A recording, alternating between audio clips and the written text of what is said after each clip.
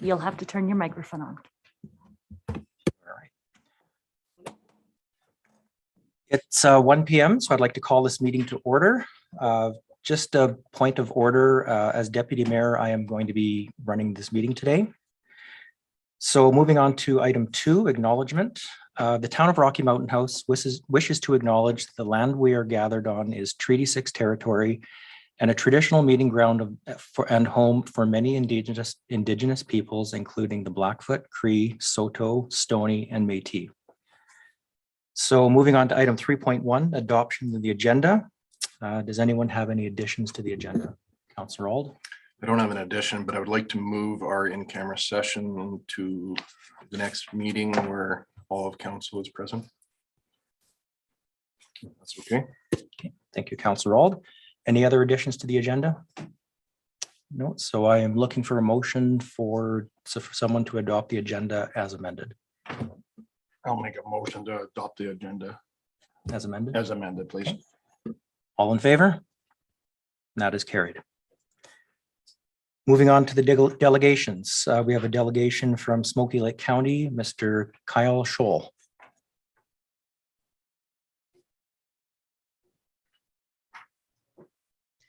Good afternoon, council. You can still hear me all right? I think he's still muted. Can you hear me now?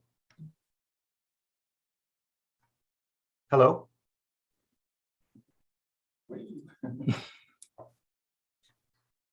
Test, test. This was working a moment ago.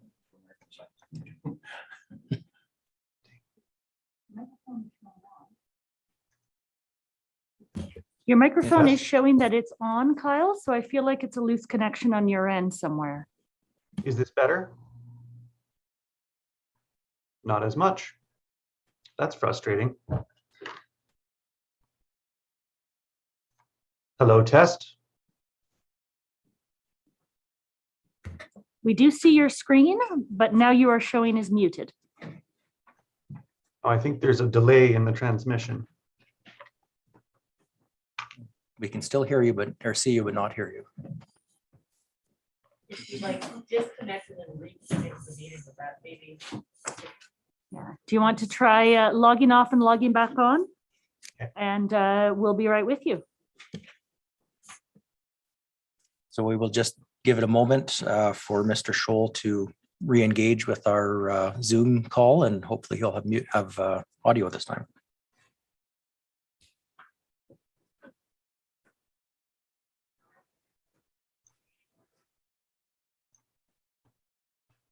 Hello, Rocky Mountain House. Can you hear me now? We still don't have you, Kyle.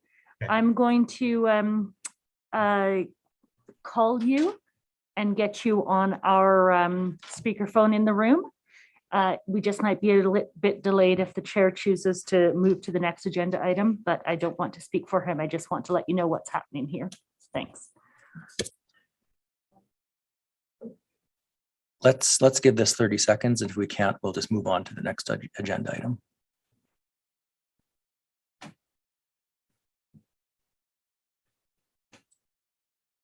I'm getting some intel that they could hear the audio on the live stream. Okay.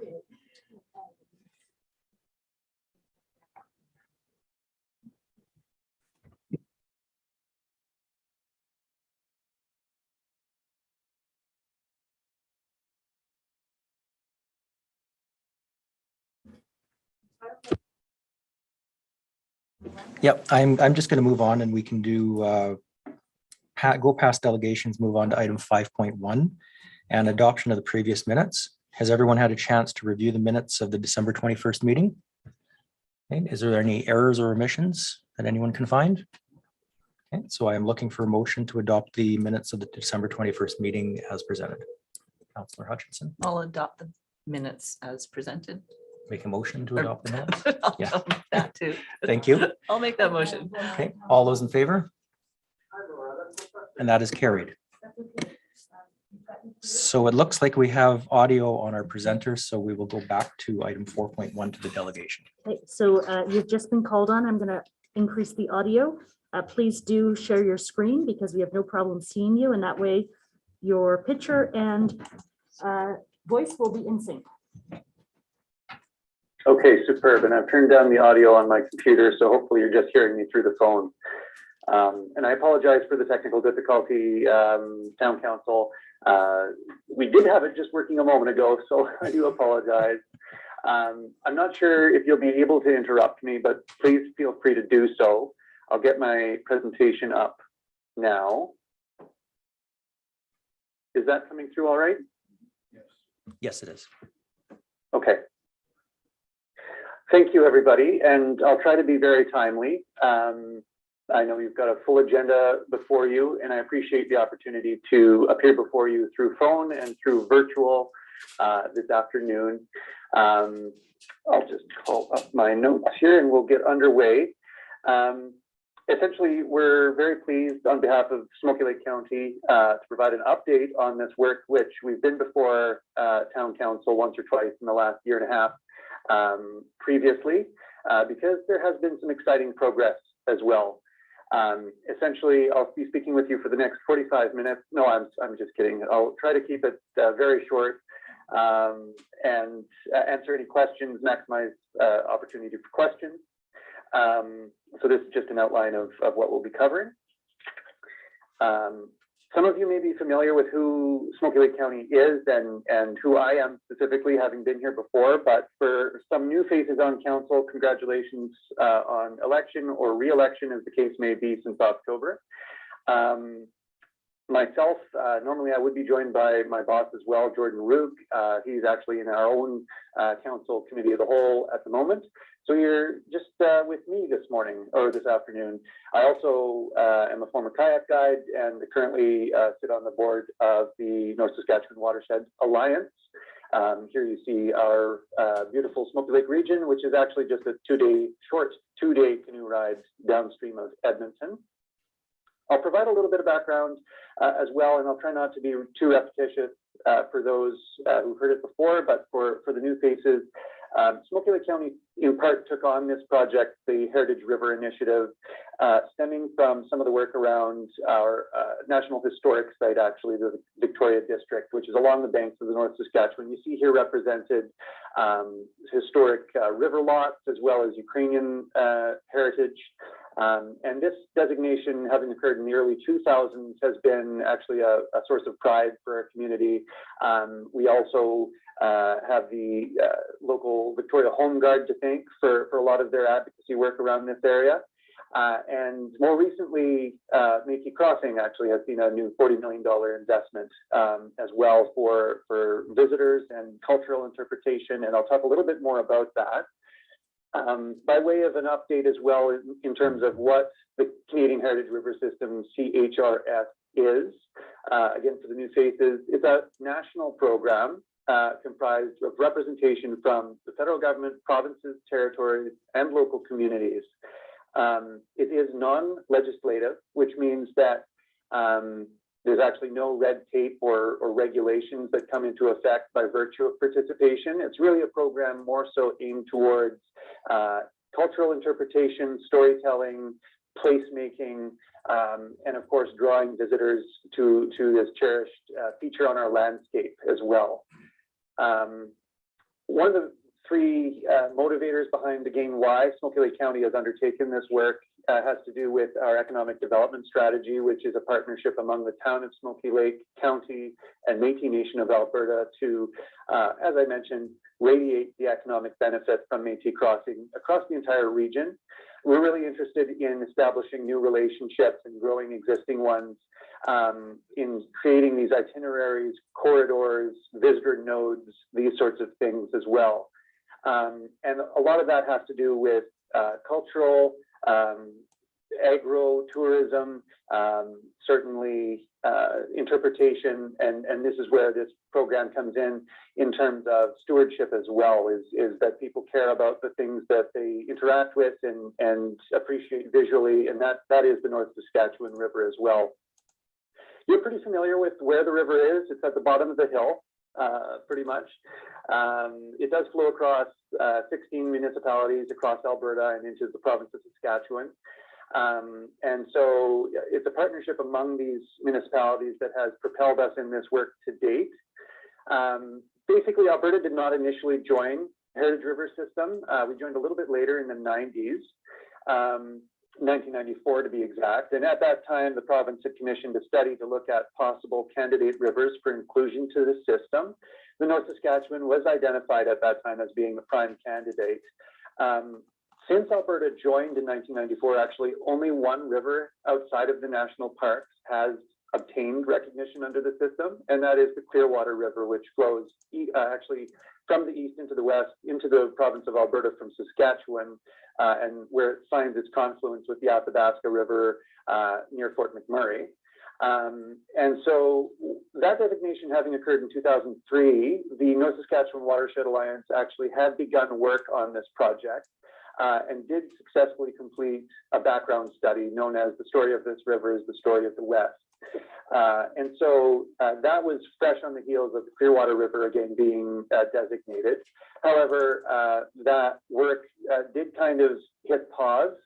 There were a number of factors that contributed to that, including a number of cabinet shuffles and just essentially, I guess, the NSWA ran out of capacity to see it through to its conclusion. So that's where Smoky Lake County has come in, and we've picked up on that work, inclusive of a nomination document that we've been working on over the last year and a half. The nomination document essentially describes some of the outstanding cultural, recreational, and natural or biophysical features of the river that deserve to be recognized and that make it special. And so this work we've undertaken. Currently that document is with the Minister of Environment and Parks, and so we're hopeful that we obtain an endorsement of that work very shortly. And that would lead us to our next and final step of this process, which is to obtain or create a management plan or a river study. It's a non-statutory river study, so it really guides at a strategic 10-year level opportunities to encourage recreation, community wellness, reconciliation along the river. It's this matter which brings us back before the town council today, and I'll speak a little bit more about that. Part of the work of the nomination did include public outreach and engagement, and I thank the town of Rocky Mountain House for providing support in helping invite the public to have input to this work. We did publish a What We Heard report in May of last year. We had obtained several hundred responses to our online survey, and overwhelmingly, Albertans view the North Saskatchewan as being of historic value and wishing to see it recognized in this way as well. There were a number of folks who identified that they were anxious that designation would affect access to the river, and certainly that's not the case. But we want to acknowledge that that is one of the concerns that we did hear, and we're very mindful of that as we continue this work also, and I'm happy to answer any questions there are about that. We're very thankful as well that Rocky Mountain House actually did provide a letter of support for this work on the nomination document also. That was very helpful, and of course that places Rocky Mountain House in good standing among a number of communities and organizations that see value in having this move forward. And you see several of them listed here. Let me just get caught up with myself. I'll skip over a little bit about, in the interest of time, the why, because I think it's very intuitive why North Saskatchewan deserves recognition. So I'll continue on. As I mentioned, we're kind of rearing to get on to the next step of working on a river study. We would anticipate that this work occur this year and to be completed in time for spring 2023. To that effect, actually, the Village of Vilna has created a Alberta Community Partnership grant application, which we're very grateful for. And we're hoping that Town of Rocky Mountain House would entertain providing a letter of support to that grant application to help fund this work. It would be modeled off of some similar work actually that's been done recently on the Athabasca River, but also especially the Peace River, and look at questions around random camping on public and crown lands, different modes of accommodation. Certainly emergency services is one question that we'd like to look more into. Certainly our own emergency services had a number of calls on the river last year, and the trend is in an upward direction for that. And so certainly identifying current and future infrastructure as well. It's important to note that under the study, certainly implementation is up to individual jurisdictions, and it's certainly not, it is a roadmap, I should say. It doesn't compel commitment of capital dollars. It just identifies opportunities. I already touched on the fact that our specific ask for consideration by Town Council this afternoon is a letter of support. We're not asking for money or cash at this time, but only that consideration of support for the community partnership grant, which has been put forward by the Village of Vilna. With that, I'm certainly very happy to answer any questions that you may have. We're really excited about this work. We've received some really positive feedback about it during the course of the last year, and community members, I think, in Rocky Mountain House already know that the North Saskatchewan is of immense value, and certainly are very excited to share that value with other Albertans and with visitors from further away as well. So I apologize. Oftentimes I'm alternating, as I said, with my boss, Jordan. So unfortunately you were stuck listening to my voice, but I'm very happy to answer any questions. And with that, I return the presentation to you, Mr. Deputy Mayor. Thank you, Mr. Scholl. Great presentation. As you mentioned during your presentation, the town of Rocky Mountain House was pleased to give a letter of support for the North Saskatchewan Heritage River Initiative. And just to be correct, so today you're looking for a letter of support for the grant application for the river study. Is that correct? Yes, Mr. Deputy Mayor, that's correct. Okay. Questions from council? Councillor Auld? I just have a quick question, and on a real high level, can you just give us a bit of an overview on what a management plan for the river would look like? Yes, certainly. And through the Deputy Mayor, a management plan, it's actually been a number of years since one of these nominations has come forward to the system. So the last one, I think, was authored in about 2009 or so. We're looking to, again, I could certainly circulate an example from the Peace River. Experience the Mighty Peace was a fantastic piece of work done in 2020. It would certainly set out strategies, kind of a roadmap of how different bodies can contribute to sharing the heritage and cultural value and recreational value of the river.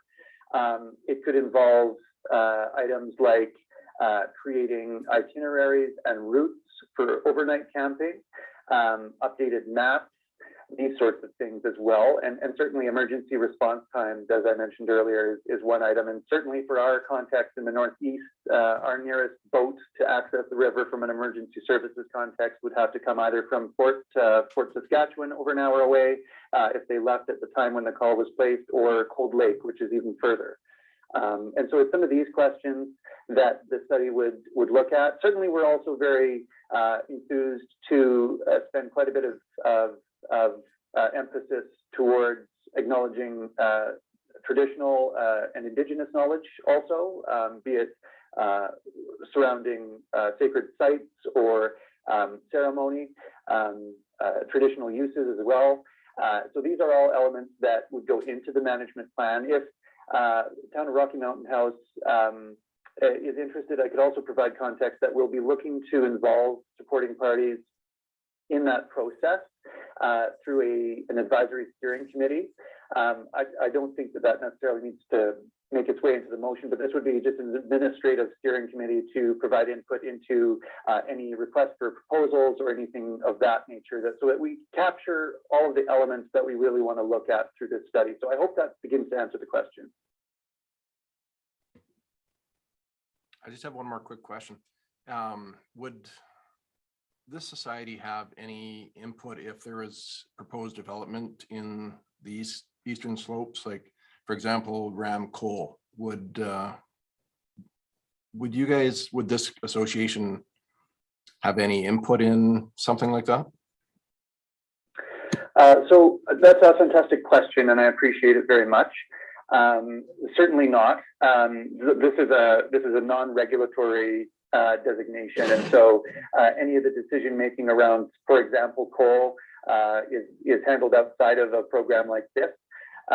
Certainly, I think where the value of this in terms of a stewardship context comes from is that as people educate themselves about the river, they make better decisions about what they're putting down the drain and things of that nature. So, you know, whereas the province of Alberta has announced a surface water quality framework, which is in draft form currently, and certainly the Watershed Alliance is doing work on a new state of the watershed, for example.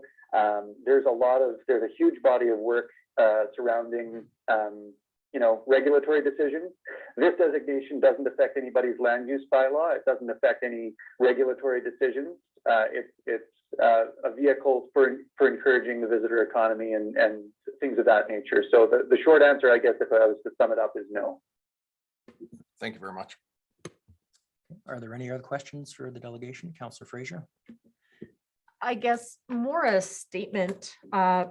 I just think this is a really good fit with what we've been discussing. And I know we've been looking at ways to share our river and share the history, and we're the headwaters of the river. So any historical tours would most likely look at starting here. I just think that, you know, it's got the history, it's got the tourism, it's got the adventure. It's kind of all of what we've been looking at. It might also open up the opportunity for grants for developing the area down by the river with a historical designation. Thank you. Any other questions? Well, with no other questions, thank you, Mr. Scholl, for your presentation. It's great to see you again. And we will discuss your delegation matter further down in our business. Thank you.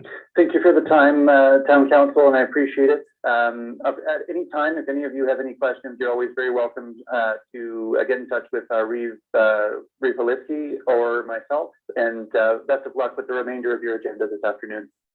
Thank you. Take care. Bye-bye. Okay, so we have dealt with item 5.1 already. So we'll move on to item 6.1, which is delegation business. So basically the delegation has asked for a letter of support for a grant application for a river study.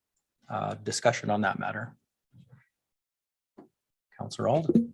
I think it's a great idea. It's we were full support of it before. I think they do a lot of good work, and I think it could lead to some pretty important potential upgrades to this area. The tourism, environmental, I think it's a really good fit and we should support it.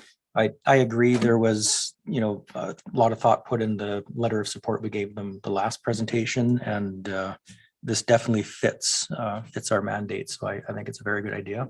Councillor Boniface. Just reiterating what you both said, I fully support it. I think it'd be a good opportunity for our community, and I'd like to see us go ahead. Okay. Any more discussion? So then we are looking for a motion. Councillor Fraser. I will move that we direct administration to send a letter of support for the Village of Vilna's grant application for the Heritage River System. Okay. Everyone clear on that motion? All those in favor? That is carried. Moving on to item 7.1, old business, Clearwater Regional Fire Services 2021 budget discussion regarding an aerial truck. Turn that over to you, Mr. Kraus. Thank you, Deputy Mayor. I'm having computer problems, just to let you know. Oh, there we go. So just to provide some background to council. So through the ICC meeting, the county, town and village reviewed the fire department's budget. Part of that budget was a new aerial truck. The request from the department is a $1.8 million 100-foot platform aerial truck. I'm just making sure I got that right, but I'm seeing nods from our fire department. When it was discussed at council, it was discussed that perhaps not an upgrade or increase in service level through the aerial, but to maintain the current service level of a 75-foot ladder truck. And we presented that back to county administration. And we were going to, the intent was to take it back to an ICC meeting for further discussion. But the county has advised the town that come February 1st, there would be a 7.7% increase in the cost of the truck. So it was determined between the two administrations to bring it back to council prior to an ICC meeting for discussion to avoid or consider that 7.7% price increase. So we have asked Ms. Haggart and fire department to come here today and discuss the difference in the trucks, and hopefully we can establish a appropriate budget dollar value. And so the truck can proceed to be ordered prior to February 1st, avoiding the 7.7% increase. Thank you, Mr. Kraus. So joining us today, we do have the Director of Emergency and Legislative Services, Christine Haggart, Deputy Chief of Operations, Evan Stewart, and Deputy Chief Support Services and Prevention, Sean St. Peter. So we do have them with us today to answer questions that we may have. One question I do have right off the bat is the $90,000 deposit from the town and matching from the county. Can that still be, and yes, please, just make sure you turn your microphone on when you do talk. Can that $90,000 deposit still be put in place pending the selection of the vehicle? And that won't, so we won't impose the 7.7% increase? Good afternoon, Deputy Mayor Phillips and the remainder of council. Yes, in theory, but because it's a purchase of an apparatus that happens over a 2-year period, because of the construction build times are about 365 to 400 days, a commitment to the 10% deposit amount is a commitment to the purchase of the full item. In terms of clarity, what administration was seeking from fire services was what additional information council would require in order to be assisted with your decision-making process.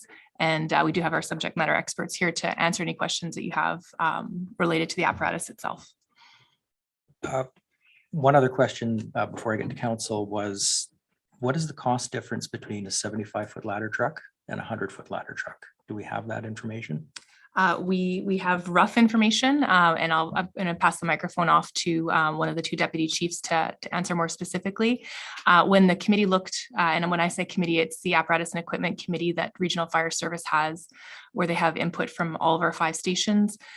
When they spec'd out or went through the process, it's quite some time. It's about a binder full of information that goes into the speccing of a fire apparatus. They put in there all of the requirements of the service today, current requirements, and in looking into the future, because it is a 20-year piece of equipment that'll be in our community. So I'm going to turn it over to, I'm not sure if Sean or Evan, who's better suited to answer that question specifically. But yes, we only have the one spot, so I'm going to jump in. Oh, I We apologize. do have 2 spots, so if you can stay there. I didn't see Laura vacate. Thank you. Deputy Mayor and the rest of council, thank you very much for having us here to hopefully aid in your decision-making process. First off, speaking about price specifically was the ask.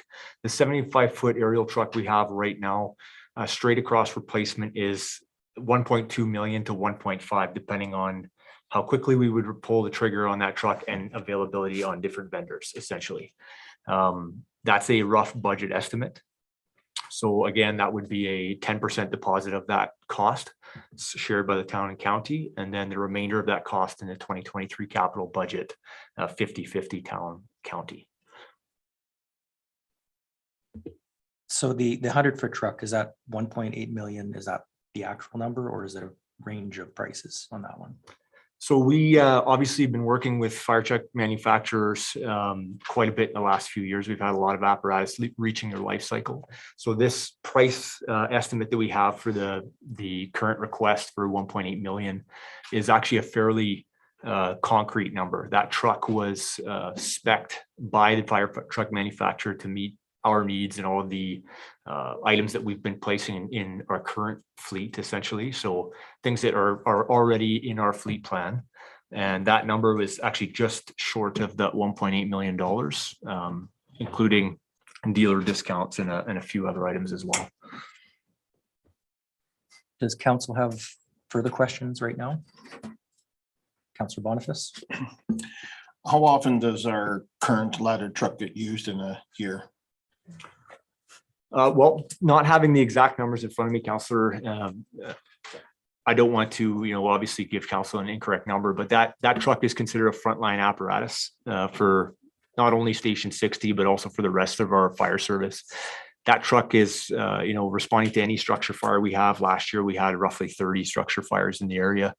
That truck also goes second out behind the engine to any alarms call in town. That's a significant call volume for us. It is a fire response apparatus, so it does not go to medical calls. It has the potential to go to motor vehicle collisions if other apparatus are spoken for. It has gone to a few motor vehicle collisions in the last year. I don't want to give a specific number on calls, but for our busiest station in the service, being Rocky Mountain Station 60, that truck does frequently leave the hull. Councillor Hutchinson? I was just curious, do you have the cost difference between the mid-mount aerial and the rear mount? Councillor, yes. We do have a presentation that was given to the ICC that we brought with us to give you guys that consistent information. Those mid-mount platform aerial apparatus are significantly more expensive. One of the reasons why we selected that $1.8 million option was trying to be as fiscally responsible as possible.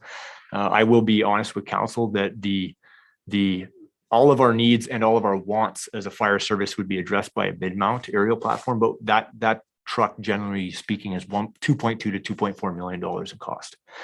The rear mount platform area we're discussing meets all of our needs as a fire service. And that's why we selected that point, understanding the fiscal responsibility of the town and the county for our residents. Councillor Fraser? So what happens to the current aerial truck? Where does that go? Is there a trade-in on that? Does it move to another haul? There could potentially be value with the vendor for a trade-in. The county has a policy on how they remove certain equipment from service. Essentially, that truck also being partially owned by the town of Rocky Mountain House. I'm sure that discussion would take place at a much higher level than myself. We have got dollar amounts for other apparatus in the past. I can't give you an estimate on what that would be. To keep that apparatus in service, there would be a cost associated with keeping it in service. There would need to be updates done and continual recertification of the aerial itself and the pump on that truck as well. Okay. Ballpark on the cost to keep that in service? I'll give this over to Sean. He manages that portion for us. Wonderful, thank you. It's not necessarily just a pure dollar figure as of today. And part of that goes into the presentation, and that might help with some of the things in that there now becomes additional cost more onto our fleet mechanics of having to provide more annual support or information to insurance underwriters and to other stuff.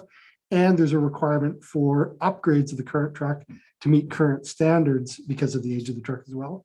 So it's each year it becomes more cost prohibitive as you keep that truck longer and longer. So I'm just going to make a suggestion. Maybe we go through this proposal first, and that may answer some of the questions we have right now. So if you'd like to go over this, the proposal that we had, present that, and then we can ask more questions afterwards. Sure. Thank you, Deputy Mayor. There will be a little bit of handoff between myself and Sean on this presentation. I'm going to start and open it up. So obviously the proposal in front of council as presented today is our current ladder truck. Our unit 604 is a 2002 apparatus. The replacement of this apparatus with a platform aerial device with a rated pumping capability will provide continued delivery of fire protection and rescue services to our region. A fire underwriter survey technical bulletin states that an aerial apparatus is typically needed to provide a reasonable level of response within communities such as ours. An aerial device would accommodate a number of critical features, including a ladder for safe egress and access above grade, rescue of trapped citizens, elevated water stream to provide water directly to the area of the fire from the outside, and a portable standpipe system and a safe working platform for firefighters in elevated positions. Understanding that council knows the need of the aerial apparatus, and we're getting more into the style of the apparatus.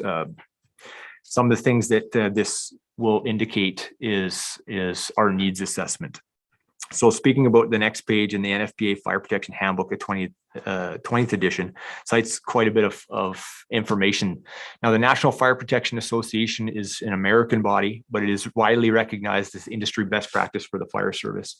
And more Canadian standards are referencing the NFPA guidelines. More importantly, the CAN ULC S515, which is the standard for automotive fire apparatus in Canada, states that NFPA 1901 will govern, which is the document that decides how we build fire trucks.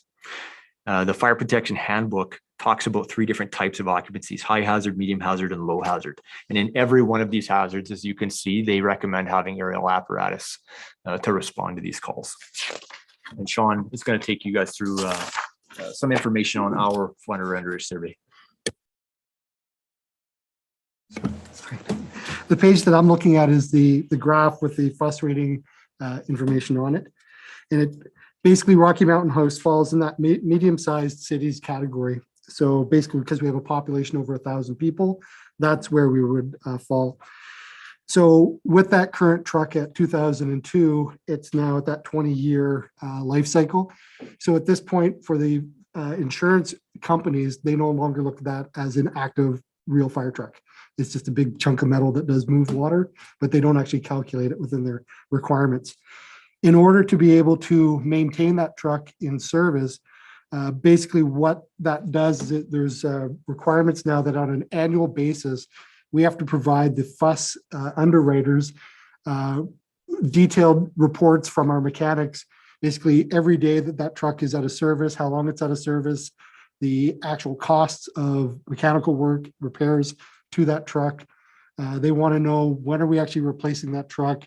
They need to know all that stuff on an annual basis before they'll even consider what insurance ratings that they will give the community based upon that information. And additional to that, then there is a requirement, as Evan stated, then to those CAN ULC standards. When we look at NFPA 1901, there are certain things of a truck of that era that it doesn't have that a truck of today would require. Some of those could be emergency lighting, could be reflective striping, could be backup power systems, those types of things. There is a requirement in order to keep that truck in service that we would have to upgrade that truck to some of those new standards. Not necessarily all of them, but a significant amount of them. And so until the mechanics actually get into that truck and figure out what it is that FUS is going to require, we don't really know all of those dollars. But again, it's just one of those things, it's an added cost that, we were hoping to avoid in the long run. The next page, when we're talking about needs assessments as well as building code considerations, and this is stuff that your planning department would have to take into consideration, and overall building code requirements. And basically the bolded part in here, basically the gist of it is when you have a fire department, it has a certain level of capability. Within your planning department in the town, you have to take into that consideration what the fire department can do. And if you have, in the case of our current truck, a 75-foot stick, it will only reach so high. It will only allow certain things to happen. When you have a 100-foot stick, that now gives you more flexibility within the ability of that truck and that apparatus. So basically what that would require then is a consideration of the plan department of spatial setbacks within building types, and also then the size of how high and or the square footage requirements of the use of the particular truck in the community. The next page is a basically graphical representation of our service as a whole. And the center box basically represents Rocky Mountain House. So between our headquarters office and the fire hall that's here in town, we are the backbone of the entire county. And that 604 ladder truck is in that station 60. And as Evan alluded to, I mean, we respond not only just in town, but the village of Caroline and their large structures, anything that's in the Paderni subdivision, anything that's built in the county as a large structure that would require a ladder truck is going to come out of the Rocky Station, as it's, again, that mutual aid, that one truck for the entire county. So it is that basically that support structure. And as Evan said, and the question came up as to how many calls that we go to, we have within our SOGs laid out that basically all the structure fires that are commercial structure fires, all those large industrial buildings, the ladder truck is going to go to that. You may even get then some larger homes that are out in the county that are near a water supply that the ladder truck would potentially be going to that. So those are things that we've identified through that fleet mapping as to how the Rocky Station supports the county. The next page is talking about water supplies, basically, in that when you look at a size of a building and whatever that building may be, there's basically research that's been done through NIST organizations, standards technology organizations, about how much water does it actually take to put a fire out. And part of that then goes to that basically as a rule of thumb is that you take the length and width, so you get your area, you basically figure out how many liters per minute, and it comes up with a calculation as to how much water it's going to take to put a building out. So if we just look at Rocky specific, some of the buildings that I talked about, and not talk about what would happen in that building, but Co-op Home Hardware, it's a large size building. We're all probably familiar with that one. It's about 40,000 square feet. Based on that 40,000 square feet, it's going to take about if we have one ladder truck and several engines potentially of worth of water to put out that fire. With the truck that we're looking at, we're able to put up a stick and be able to do fire suppression in potentially 2 different locations in that. More importantly, that is when we're looking in the downtown core, we can actually do fire suppression and fire protection of adjacent buildings by having that stick up and to be able to do that. So when you start to look at the water supply that's going to be required from a lot of these different buildings, it makes a huge difference as to our capabilities. And some of that is to the height advantage and so on that we've talked about. And again, because it's not just a town truck, it's a regional service. Again, there's a lot of buildings, even in the county, that are going to have those requirements. Thanks, Sean. Do we want to stop for any questions there before I get into anything else? Are there any questions currently? Nope, keep going. Thank you, Deputy Mayor.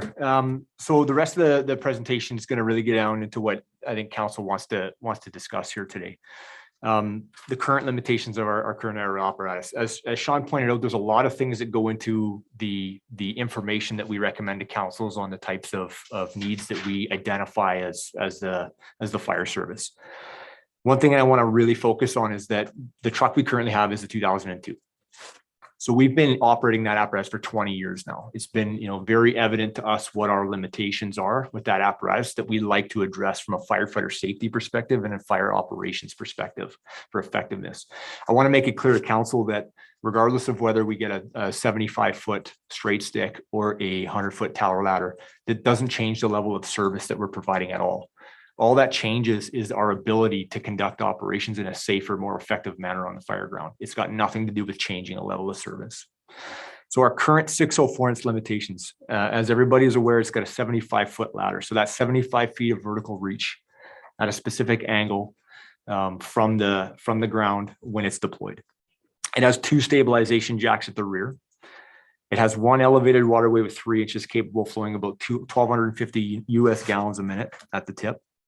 And it's a straight stick design. So what that means is it's a straight ladder with no bucket on the end of it. These specifications obviously have some limitations for us that we'd like to address specifically. Specifically the reach. Due to property setbacks, now understanding that, length of the stick doesn't just mean height, it also means reach on a horizontal basis. Our 75-foot stick has a very hard time reaching even the roof of a single-story residence in a lot of the cul-de-sacs in town the way they're designed now because of setbacks of properties. Most of 60th Street, the west side by the river, if we're staging that apparatus in its second due fashion when it's coming in, the aerial is all but useless for roof access operations for us due to property setbacks at that 75 feet. We're about that 30 feet short, right? So again, just understanding that length of the stick doesn't necessarily mean vertical reach as much as it does. It's also about horizontal reach and property setback as well. Another interesting limitation that we'd like to address with the new apparatus is the fact of the 2 stabilizer jacks on the rear. So currently ladder 604 with 2 stabilizer jacks on the rear, we can only stage that truck facing uphill on any road with a slope. We can't stage it horizontally on that road. We can't stage it nose down. So it severely limits our deployment of that apparatus when they're coming second due into a fire. We have to, the first in engine officer has to be very cognizant of where they're laying their line to make sure that that ladder has a position where it's going to be useful, right? If we need it, for an example, to come down Main Street because of the way we've laid lines in that fire operation where the first due engine's arriving, we can't do that now. It will not stabilize the truck and it won't allow us to raise the aerial apparatus and use it. So the next apparatus, the needs assessment, would identify a truck with 4 stabilizer jacks so that we can stabilize the truck in both directions, up and downhill and horizontally. Again, as we discussed, this is our only aerial apparatus. And if we need a second one for major commercial fires or buildings that come to mind, Sandcastle Court, Park Avenue at Creekside, Westview Lodge, Clearwater Center, the Best Western, the Canalta hotels, many of these large multi-story occupancies, we would need at least 2 aerial apparatuses to conduct multiple rescues in an offensive fire operation, as well as multiple aerial apparatus for a defensive fire operation to protect other structures. Right now, with one stick with a single elevated master stream, we're limited to putting water in one location at a time. If we could address a concern with a new apparatus we'd like to address, is having the ability to have 2 elevated master streams off the end of the stick. Multiple platform aerials address that need. That way we can apply water and suppression or defensive operations at the same time, because the second we ask for another aerial apparatus, the closest one's an hour away once the wheels start turning. Sylvan Lake or Drayton Valley are the closest aerial apparatus. So again, if we're going to have an aerial apparatus here, a robust, heavy duty that can operate on its own for long periods of time, is realistically operationally the only way we should be going.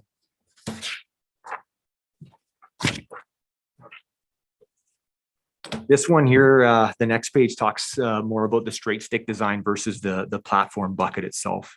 So as you can see in this photo, this is a picture of our aerial apparatus tucked right up against the provincial building. We're doing some ladder training. The truck itself is well within what we would call the collapse zone to achieve that on a structure like this. So we're closer than 1.5 times the height of wave from the building because of the limitation of reach is 75 feet. So if we were to transition to a defensive operation, we would have to move that aerial apparatus out of the way to make sure that we're not having a building collapse on the truck itself. Secondly, you can see that the firefighters are climbing the stick to the roof. And conversely, if we're performing rescues with the straight stick design, the firefighters need to climb the stick, gather the victim, and then come down the stick with somebody that may be injured, incapacitated, or non-ambulatory that can't climb a ladder on their own. One of the limitations we'd like to address is to go to a tower ladder design with the bucket on the end so that we can raise firefighters to a location, place a non-ambulatory victim in the bucket, and then bring them to the ground without having to have people traversing that ladder in a high hazard situation. Many fire departments operate straight stick designs, but again, we are a paid on call fire service. We're not a career fire department, right? We only have one aerial apparatus. So if we can do it quickly and effectively, the easiest solution for our firefighters is to raise them, grab a victim, bring them down, go back up, get another one, bring them down. When we talk about non-ambulatory victims, Clearwater County, Village of Caroline, Town of Rocky Mountain House, we have an aging population. We have a lot of care facilities here. We can expect at a residence or a residential facility like Clearwater Center to have 80 or over 100 occupants that cannot get out themselves, that firefighters are going to have to get out of that building in the event of emergency. And we are talking lives when we talk about a straight stick versus a platform. If we have to conduct a major rescue operation like that, plus wait another hour for another aerial apparatus to come from another municipality. So considerations, a platform aerial equipped with a pump and onboard water supply. So again, still having a Quint design, which is, it has its own pump on board. Would be the ideal apparatus to improve firefighter safety and overcome the current limitations of our current truck. This unit would be the second out apparatus to all structure fires in urban areas and would have enhanced capabilities for fire suppression and rescue. The nearest mutual aid aerial apparatus, again, is in excess of an hour away. And again, talking about commercial occupancies in the public, enhancing our confidence in the ability to conduct rescue and fire suppression operations if we have the right equipment. The next few slides, I'm going to kind of move over quickly unless council would like me to stop at them, but this was where we took the ICC through the different costs of a mid-mount apparatus of upwards of 2.4 million versus an ascendant aerial ladder at a cost of about 1.5 million, and why these apparatus were either cost prohibitive or didn't address the needs that we had identified in our needs assessments. The one I will go through is our needs assessment is improved space in a bucket for firefighting and victim safety during rescues. Breathing air to the stick for extended operations. Our current aerial apparatus, the firefighters, if they were operating that elevated master stream, would be up on the end of that ladder with an SCBA on their back. And every 15 minutes, they would have to come down and cycle out their air, because a normal working cycle is 15 minutes for us, even though we consider them 30-minute SCBA bottles. We need a safety amount of air. In a tower ladder, there's a breathing air to the stick, so the firefighters can remain in that position with safe breathing air for hours at a time, without relieving the safety concern of them traversing that aerial apparatus every time we need to change bottles out. Room for rescue basket and storage of firefighting equipment near the working position. Currently, if the firefighters need any equipment when they're using their aerial now, they have to take it up with them.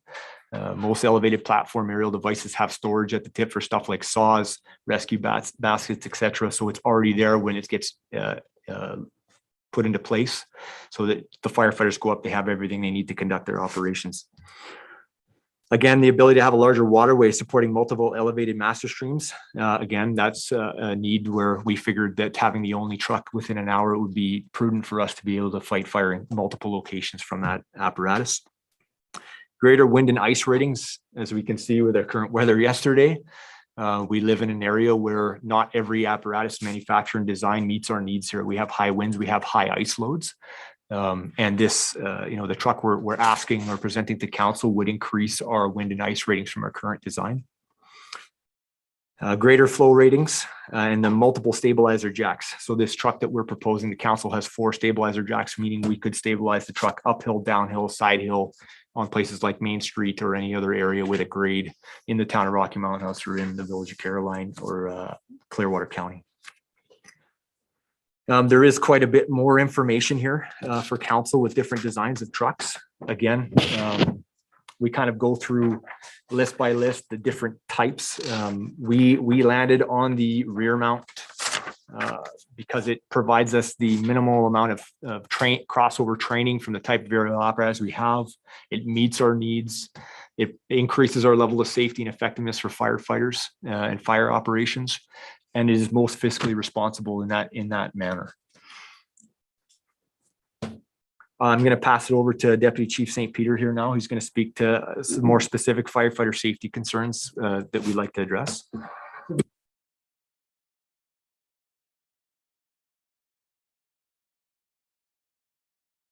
And was there any other questions at this point, just to? Are there any questions from council? None? Okay. Yep, just continue. I'm Thank sure you. there'll be some, but it's, again, Evan has already talked on, a lot of these issues already. But some of the things that we talk about is some psychological things as well. As we talked about that we have a paid on-call service. So again, at any given time, one of our firefighters is leaving their job, coming to do this, and this isn't their everyday job. So having somebody standing at the top of a 75-foot stick or 100-foot stick that's doing this can be disconcerting. Having this heavier truck removes some of that movement that happens at the top of the truck. Now you take somebody that has to be rescued that's never been on the top of that stick, and you add their fear factor of what they're going through, and they have to come out of where they're at, grab onto the firefighter who's trying to stay stabilized on the top of that stick and support the body weight of whoever's coming out and support them. That's a huge psychological factor and a physical factor for firefighters. Being able to step from a building window into a bucket is a lot easier for the public and for our firefighters to be able to do the work in that environment. Other things within the considerations, again, safety factors, is with the stick that we have now, it has basically one nozzle that comes up and that's all that you get. And you're spraying that at the fire or an exposure. If a fire comes up underneath of you, there's no protection underneath of you. By having that bucket, they design them now to have exposure protection underneath, that if there's a fire that happens to flare up under the firefighters, It will actually spray water underneath them to keep the firefighters safe till they can get out of that harm's way at the top. The other is, we talked about non-ambulatory patients and so on with the people coming up and down the ladder. By moving people up and down the ladder, if they're able to walk up and down, that's great. But if they now have to be in a backboard or a Stokes basket or something like that, the only way that we can do that now is on the rungs, is to place it on top and try to slide them down all the way to the bottom and hope we don't lose them. By having a basket at the top, we can actually put the basket in the Stokes basket or the rescue backboard in the bucket and be able to keep them safer up that way. The other is firefighter fatigue. As he said, every time you've got to have firefighters going up and down the ladders every 15 minutes of changing packs, they're also now standing at the top of a ladder, potentially for hours at a time on the rungs of the ladder or even some steps that are up there, versus a more comfortable place being actually in the basket. So it's easier on our firefighters for those factors as well.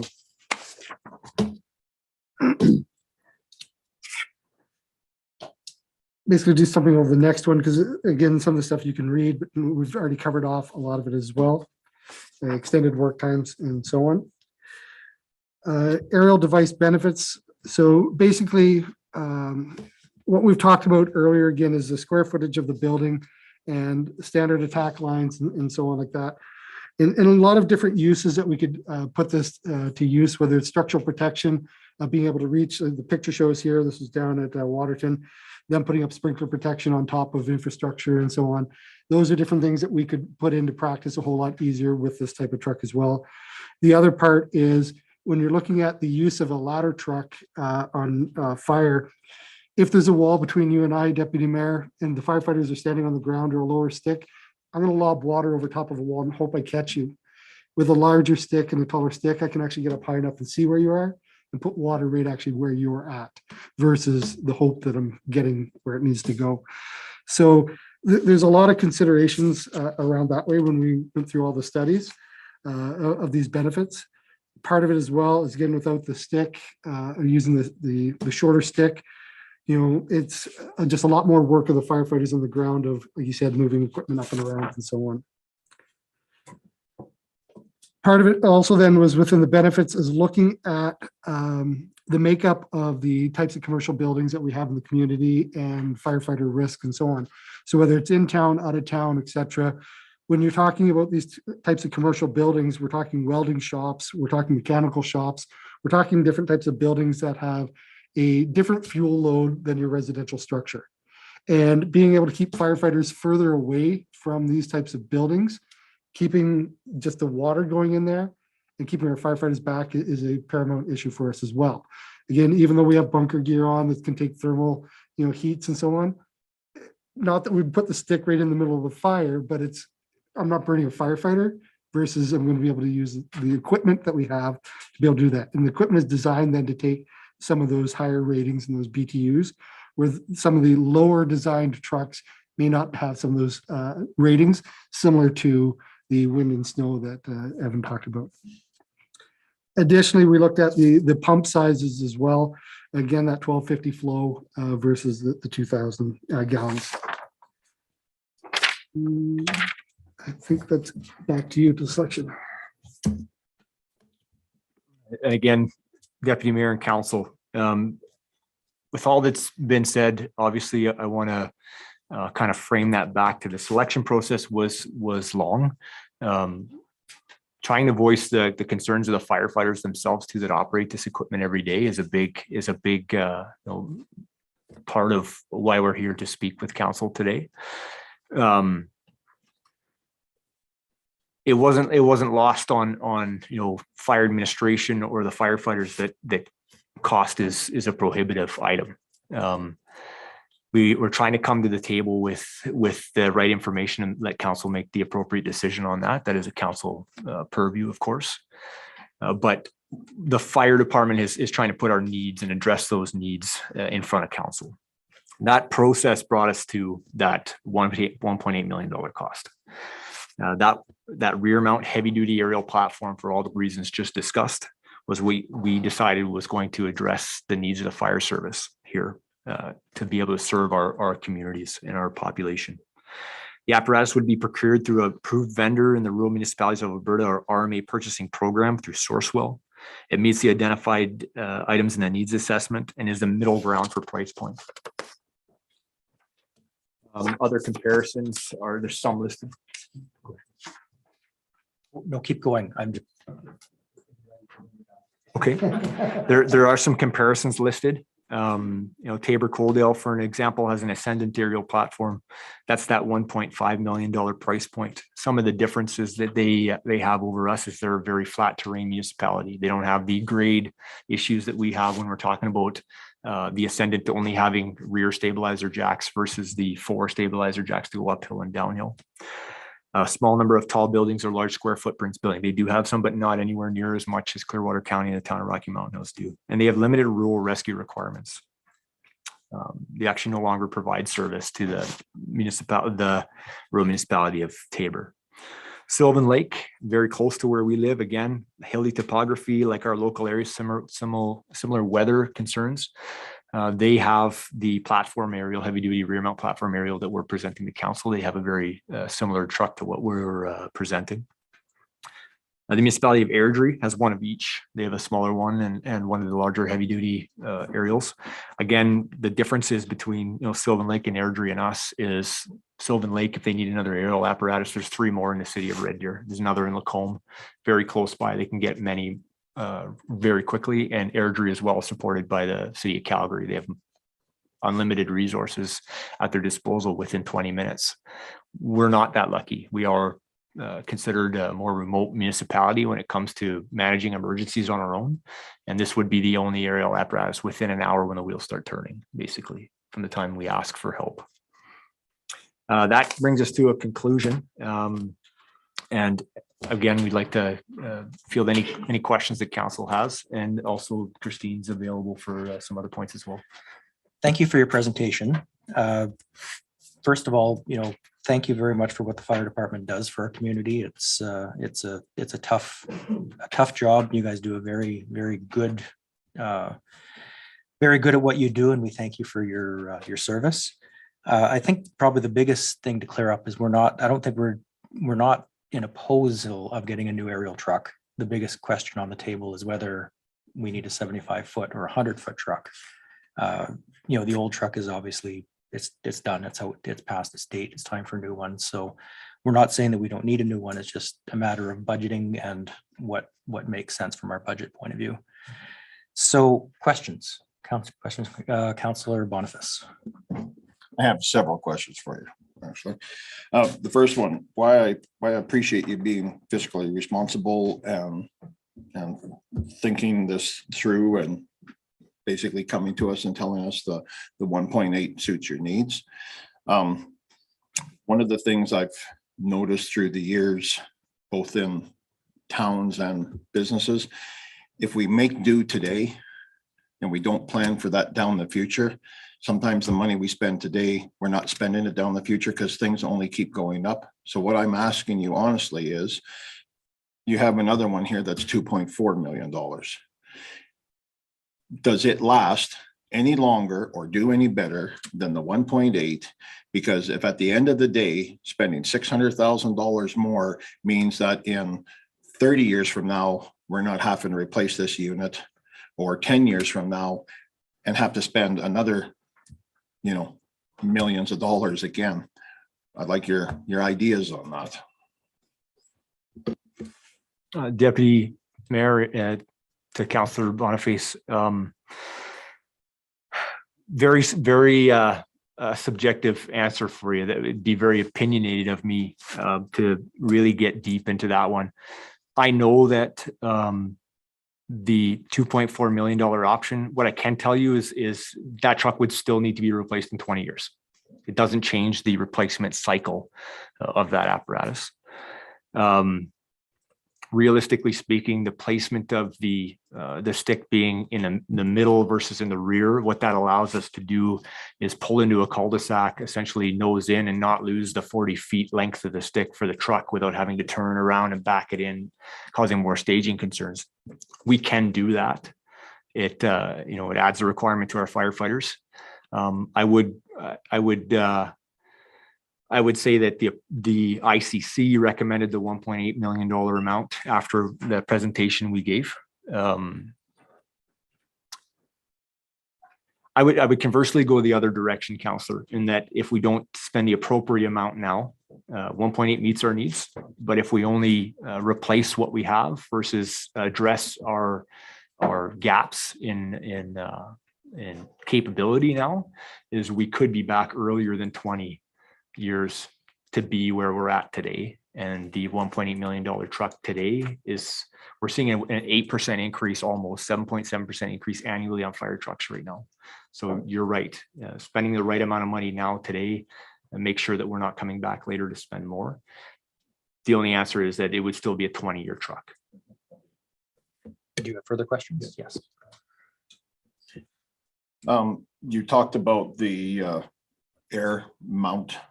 Are the cylinders mounted in the fire truck, or is a pull behind trailer with air cylinders brought to the site? Thank you, Counselor. The truck we're proposing has a 6,000 PSI air cylinder mounted on the truck. It's mounted on the aerial device itself. Yes. No, it doesn't. But it does last significantly longer than the 4,500 PSI air pack you're bringing up on your back. It has the ability for multiple firefighters to plug into it at the end of the stick or in the platform, or just one at a time. But it is mounted right on the truck. Doesn't require a pull on trailer or anything else. It's part of the apparatus itself. The proposed unit, will fit into the current fire hall? Great question. Yes, Counselor, it will fit into the current fire hall. One of the space making essentially projects that the Rocky Firefighters Association is working on right now is doing a fundraising to take the old 49er, our old fire apparatus, and build a display case essentially outside the fire hall so that it can be presented and not be inside the fire hall where it's taking up space. But yes, length and height wise, it would fit in the current building. It wouldn't require an infrastructure change to essentially house that apparatus inside. One final question. The current 75-foot ladder truck, if there was a fire at the Mountain View Co-op condo units, can you reach the far west apartments from their parking lot, top level, with your current truck? Multiple factors, Counselor, that would take place. I can say we do currently have structures in town. I won't name them, but we do have structures in town where we can't reach certain parts of it due to that limitation of 75 feet. There are other limiting factors that cause us to not be able to reach it as well too. It could be how the first in apparatus lays a supply line, or where they choose to stage.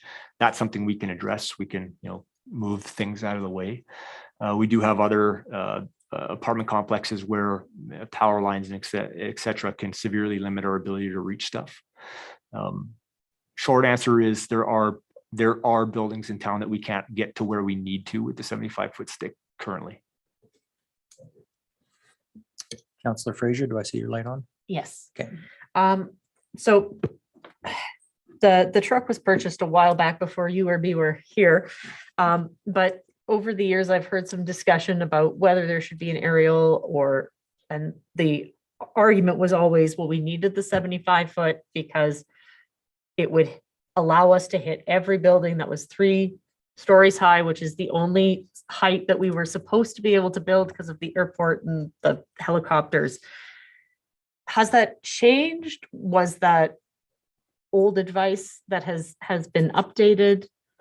I guess because I know that people are going to come at me and say, they said a 75-foot truck was enough. Now a 100-foot truck has to happen. What's next? I don't even know if there's bigger trucks, bigger ladders. There must be. Deputy Reeve again, or Deputy Mayor, I apologize to Councillor Fraser. I'll go back to a similar conversation. Technology changes quite a bit. Geographic areas change, socioeconomical development, all kinds of things change. I will not say that truck wasn't the right option at the time. based on many factors. What I can say is today, with the way that Rocky Mountain House and Clearwater County are developing, certain structures we have, Sandcastle Court's a good example. It's actually 4 stories, even though there's 3 floors, plus a pitched roof. So it's really 5 stories to reach the roof because of the underground parquet that's above ground, plus a pitched roof on top, right? The Best Western Hotel, the Kenolta Hotel, again, pitched roofs.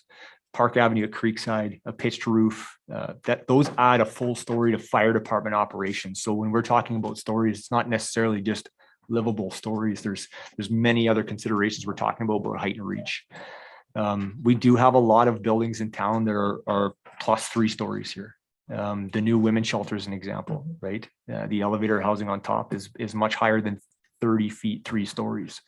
And it's not just, again, the vertical reach. We can't park the truck right up against it because we have to be on a corner to safely, reach 2 sides, be out of the collapse zone. So it's also horizontal reach. So you think about that hypotenuse of a triangle. 100 feet may only get us 3 to 4 stories, depending on where we can stage that apparatus. If we could be right up against it, it could get you essentially 9. We don't have that consideration here. There are much taller aerial apparatus, yes. For an example, the City of Toronto, City of Calgary field aerial apparatus, 375 feet plus, right? Very specialized equipment, not a requirement here, not a need for our area. Did I answer your question so far? Absolutely. And I just had one more that I wrote down. Would this reduce or increase the need for training? Because I know being up on top of a ladder, there's special training that you'd need for that. With the platform and the bucket, would this reduce the need for that high angle training? It wouldn't reduce the need for any of the training we currently have. There would be obviously some onboarding training to change from the current apparatus we have. What it would do is increase the safety factor when we're doing that training, and it would increase the safety factor when we're conducting operations. Our driver operators that are specialized in operating the aerial apparatus would still need that course to operate this truck we have today versus the new truck. Firefighters are still going to need to know how to climb ladders and safely, use fall arrest and fall restraint equipment. They're still going to need to utilize working at height safety features and training, etc. It wouldn't reduce the need for any training, but it would definitely increase the safety factor when we are doing that training and when we're doing fire department operations. Thank you so much. Thank you. Good question, Councillor Fraser. One thing I was noting when you were going through the list of buildings that that are quite high, when you're talking about Sandcastle Court, yes, that was around 20 years ago, but I don't believe the hotels or some of the other top ones you mentioned were around 20 years ago. So yes, that's something definitely to take into consideration, that some of these buildings just weren't around when the last item was purchased. What's a usable output from our hydrants in town for GPM? Deputy Mayor to Councillor Auld, that completely varies based on pressure that we have available, the size of the main. When we talk about supplying an apparatus with 2,000 gallons, it would be a multiple hydrant operation. So we would be laying in lines from different directions and different mains. We can definitely support that aerial apparatus. Essentially, we wouldn't be flowing 2,000 gallons a minute, 1,000 gallons a minute out of each of the tips on that aerial apparatus all the time. We can under pump them, etc. It's more about being able to place water in the appropriate area. I understand that being a previous firefighter counselor that you're 100% familiar with, you can put out a lot of fire with a little bit of water if you put it in the right place, right? So it's more about placement of the water and less about flow. We can support up to 2,000 gallons a minute and greater than that. We have in town on fires even recently. We've supported over 2,000 gallons a minute in fires in the village of Caroline. It just becomes a more complex operation with laying in more supply lines from different loops of hydrant mains, etc. Would you be able to supply enough water to supply both tunnels in a rural situation? Depending. For short periods of time, yes. And that may be all we need, is a short period of time of water application in the correct location. We do have, again, through the fleet plan, we have much larger tenders now, access to 5 at a time, good mutual aid agreements. If we're in a defensive fire operation in the rural setting, where a lot of them end up going, especially commercial operations in the rural areas, we'd be more considerate about protecting exposures, essentially.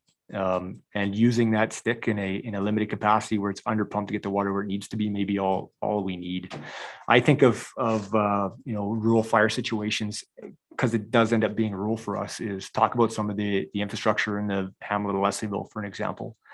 We have a 1.8 million gallon fire pond that would be hundreds of meters away that we would 100% be able to support even long durations of operation with tenders in a short haul. Where an aerial apparatus with 2 elevated master streams, when you're talking about the hotel, unless it will be a massive asset to be able to protect some of the residential occupancies and the commercial occupancies adjacent to those buildings. Again, there's other considerations like Nordegg, for an example. Again, we would consider that rural firefighting, but southern part of town is hydrant protected. We would be able to support the elevated master stream in that situation. The Pederney subdivision, there is a fire pond out there now with one business, right? We do have the ability to run tenders from town to short haul. It may not be extended periods like we would in the towns, for example, where we have hydrants, but short bursts of water, effective water placement would be extremely beneficial in a lot of situations for us. Okay, thank you. Are there any more questions? Okay. Well, thank you for your presentation. You've given us a lot of good information to digest. And now we have the fun pleasure of making a decision based on what we have and what we need to do. Thank you very much, Okay. Mayor and Council. Thank you. Thank you.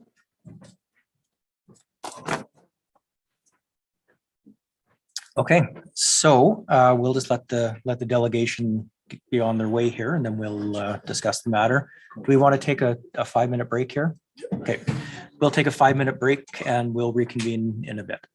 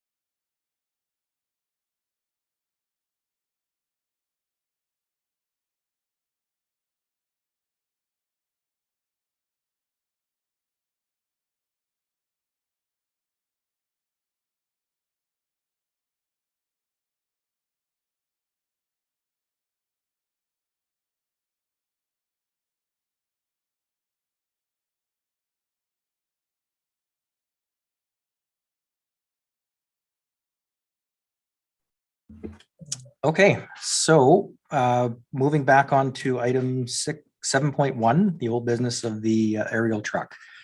So we'll have this discussion now on what we want to do with this issue. Keeping in mind that on February 1st, there's a 7.7% increase that's slated for any decisions made after February 1st. In the budget, we did have the $900,000 put into our capital budget with the $90,000 deposit for this year's capital budget. So it actually is in the budget, but we still have to have the discussion on what we want to do. So I'm turning the floor over to questions. Councillor Capero. I don't have a question. I have more just a statement. When they were saying there that what they currently have, there's some buildings in town that it just doesn't quite have that reach, and areas where they can't get to, that just doesn't really sit well with me. So to me, if it's already kind of priced out in the budget, I would much rather just see the 100 foot for the 1.8. I would feel better knowing that they can get to where they need to get to with it. So I am in favor of it. Councillor Hutchinson. I feel the same way. I have no hesitation whatsoever with going with what they've proposed. You know, you can't put a price on somebody's life or a firefighter, you know, going up the ladder doing the way they're doing it now. So I'm totally in favor of it. Councillor Fraser. More a policy idea for next year. I'm wondering if it would be helpful for council if when we're doing budget or before we're doing budget, if they wanted to present their capital to us, because unfortunately, when we do budget, because they're the managing partner, we have questions that can't be answered. And I think it causes everybody a little bit of distress. So I think if we had had the presentation before budget, I think we would have felt more comfortable, at least with the ask. So I don't know if that's a policy, if that's a best practice, I'm not sure, but it was just a thought. Deputy Mayor, to answer Councillor Fraser's question, actually, that's just how it is established in our agreement with Clearwater County and the Village of Caroline, is that the budget is presented to the ICC committee, which then comes to council. Thank you, Councillor Fraser. Councillor Auld. I agree with you guys. There is no replacement for firefighter safety, and that's paramount. The biggest issue I have is with this truck is that the Clearwater County has created an empire, and everything they do is justifiable by being bigger and better. We can still have the same service level with this truck that we have. We've been doing it. That 75-foot stick, it is run from the ground or from the platform, sorry. They do run the secondary line up. They can still direct different water streams, different directions. They still do the job quite well with what they have. Going to the 100-foot, if you're thinking that 25 feet is going to get you any difference, you're mistaken. 25 feet horizontally is one thing, but as I was saying, once you start going up in elevation, it takes that 25 feet down to 10 feet. So really the length isn't going to get them that much difference. The only real benefit to that truck is having a platform. It still makes it, if they're going to move somebody, they have to take that ladder, they have to take the stick down, drop them off, reload, go back up top. It's still a process if you're talking about egress for rescuing victims. The biggest benefit to that is strictly firefighter fatigue, and it is safety for sure. But I don't believe we need it. I don't think it's a requirement. We do quite well with what we have, and I don't think it's worth the extra expense. I think we should stick with what we have. Any more comments, questions? Councillor Boniface. That's definitely an eye opener, because we all listen to the presentation and we have somebody who's actually worked in the fire department and has a inside view of it. I agree with Councillor Alt that I would like us to see us stay at the 75. But their presentation was compelling in the fact that the point that Deputy Mayor brought up about the buildings that are new in our community that weren't here when a 75-foot was purchased originally. I wish I knew where my mind was going with this one. Councillor Ald? Correct me if I'm wrong, Dean, but even with the buildings that we have in town, there is not a requirement that we have a ladder truck to begin with. Like, Yeah, so Deputy Mayor to Councillor All, no, there's no requirement that the town have an aerial truck. And I just want to make it, clarify a point for Councillor Caprero is even with a 100-foot truck, there's properties that are not going to be reached. And it depends entirely on how that property is situated and so forth. So if you take Park Avenue, if you're talking rescue, all the back units on Park Avenue, no matter what apparatus you have, are not going to be reached. Right. So it just, it obviously gives them 25 more feet so on a vertical, but there's still a lot of properties that would not be reached with them. I'm going to go to Councillor Hutchinson, then Councillor Fraser, and then to Mr. Schwader. I think one of the good points that he made was having the, with the new truck, the psychological on the firefighters themselves, the fact that they're not full-time firefighters, it's a second job, and just for their well-being alone and mentally knowing that they're on something that is stable, standing there fighting a fire, rescuing whatever it may be, as opposed to on the end of them, and they wouldn't even be able to go up the full 75 feet because the weight distribution and all that kind of stuff. It just, I think that we have to look at that and that it's our responsibility to make sure that not just our citizens are safe, but as well as our volunteers and our first responders. Okay, I'm gonna have Councillor, I'll respond to that real quickly. sorry, Tina, just for clarification too, 99% of the time the firefighters aren't up on the ladder. That stick is controlled by down on the platform. So it's very seldom that they even have to get up there unless they're doing training. Unless that's what I say, unless they get into a rescue situation. Councillor Fraser?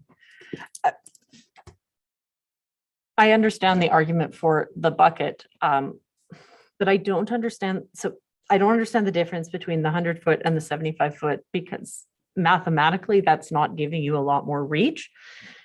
I could understand the argument for the 75-foot with a platform. I can understand that that's better for the firefighters and easier for rescue, but they were saying that's between 1.2 and 1.5 million. So we're looking at up to a $500,000 difference for what I understand is not a lot of extra working room. If the issue is the firefighter safety, then the platform or the bucket makes sense, but I'm not sure I understand the jacks for parking it. But I'm not sure I understand the extra 25 feet. Feels like project creep a little bit to me. Mr. Schwader? I was just going to comment regarding.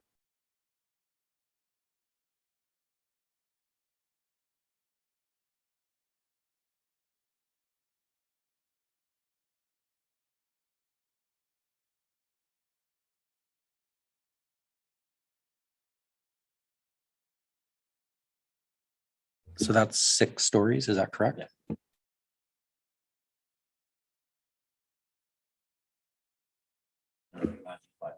So the potential is we could have bigger buildings in the future. The potential is there. Councillor Hutchinson? So Maren, I probably won't get it explained right, but how I see it is you've got your unit here. The 100-foot can be parked multiple ways. So if you've got 100 feet here, it doesn't mean you're going 100 feet like to the top of the building. The 75-foot could only go here. And like he was explaining to Len, you're shooting water into the dark, not knowing where it's going, where at least they can change the angle, get higher up this way, and at least have an idea of where they're directing and what they're putting out.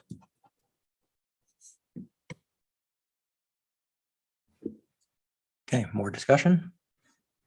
Counselor Boniface? I like both the comments that Counselor Fraser and Counselor Alt made. I'd also like to just say we currently looked at our budget, and part of our budget was in law enforcement within our community and how we were going to handle that. And we tried to be fiscally responsible for that.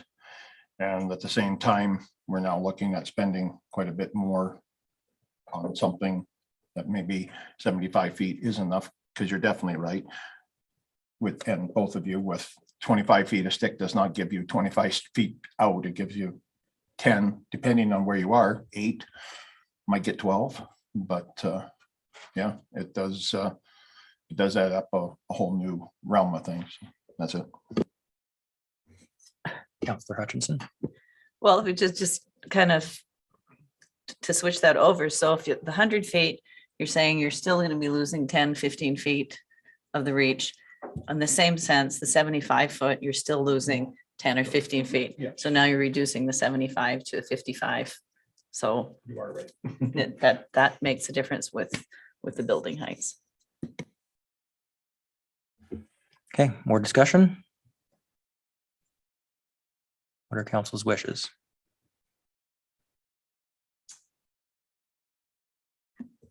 Counselor Hutchinson? I would like to see council approve the ask of the 1.8 million truck. If that's how I'm supposed to ask. I'm for it. Do we need? So you're making a motion that council approve the 1.8 million Yes, for the aerial ladder truck. yes, I would make that motion. Okay, is everyone clear on that motion? Sorry, go ahead, Counselor Fraser. Just one question. How long is the payment over? I know that this year is the deposit. When does that payment come due? Is it over multiple years? In the 20. Sorry. Stand up.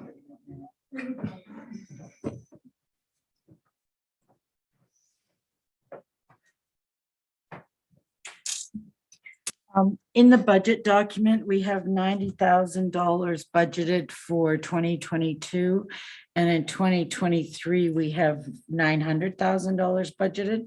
So it would be coming out of, I'd have to look at the source of funding, but it would either be coming out of our reserves or potentially funded from a grant for as rolling stock. But it would be coming out as an expense in 2023. In other words, it's not a debenture.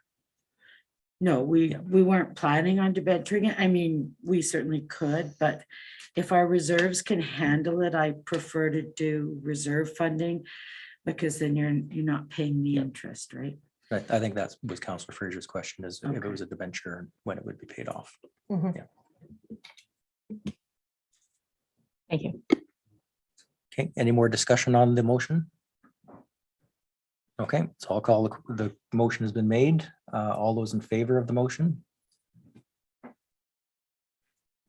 Opposed? So that is defeated. So now that this is defeated, how do we proceed forward with this, Dean? Do we? So Deputy Mayor, really what administration would be looking for is a dollar value that council is willing to spend so we can adjust the budget. So I think that's gonna be up to council, but it's gonna range from 1.2 million to 1.799, I guess. But because really the speccing of the truck, that's an operational decision. Really, you're giving them a dollar value to do that. So from my understanding from council's discussion is that council would prefer a 75-foot truck with a platform, which kind of balances it out. And I think they were looking at a cost between somewhere, if I got it right, somewhere between 1.5 and 1.6 for that type of truck. So that's the discussion that we're looking at now is do we want to put a budget amount or a dollar amount to the regional fire service and to Clearwater County saying this is what we will budget for an aerial truck? Or do we want to say specifically 75 foot with a bucket? Discussion on that. Councillor Boniface?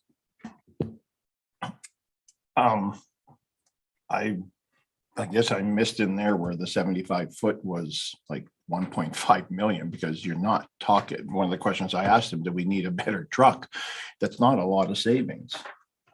Like $300,000. That's not what I thought we would be getting in savings. I expected at least it to be 30-40% less, like. When I asked him the question of what a 75 foot ladder truck would be, his amount was between 1.2 and 1.5 million. Okay, that's where I heard the 1.2. Yeah, Councillor Hutchinson. As I understood it, a replacement which doesn't have a bucket is between 1.2 and 1.5. So if you're requesting that bucket, that's going to be an additional amount, which would, I believe that we kind of discussed that at the ICC, would add a little bit more.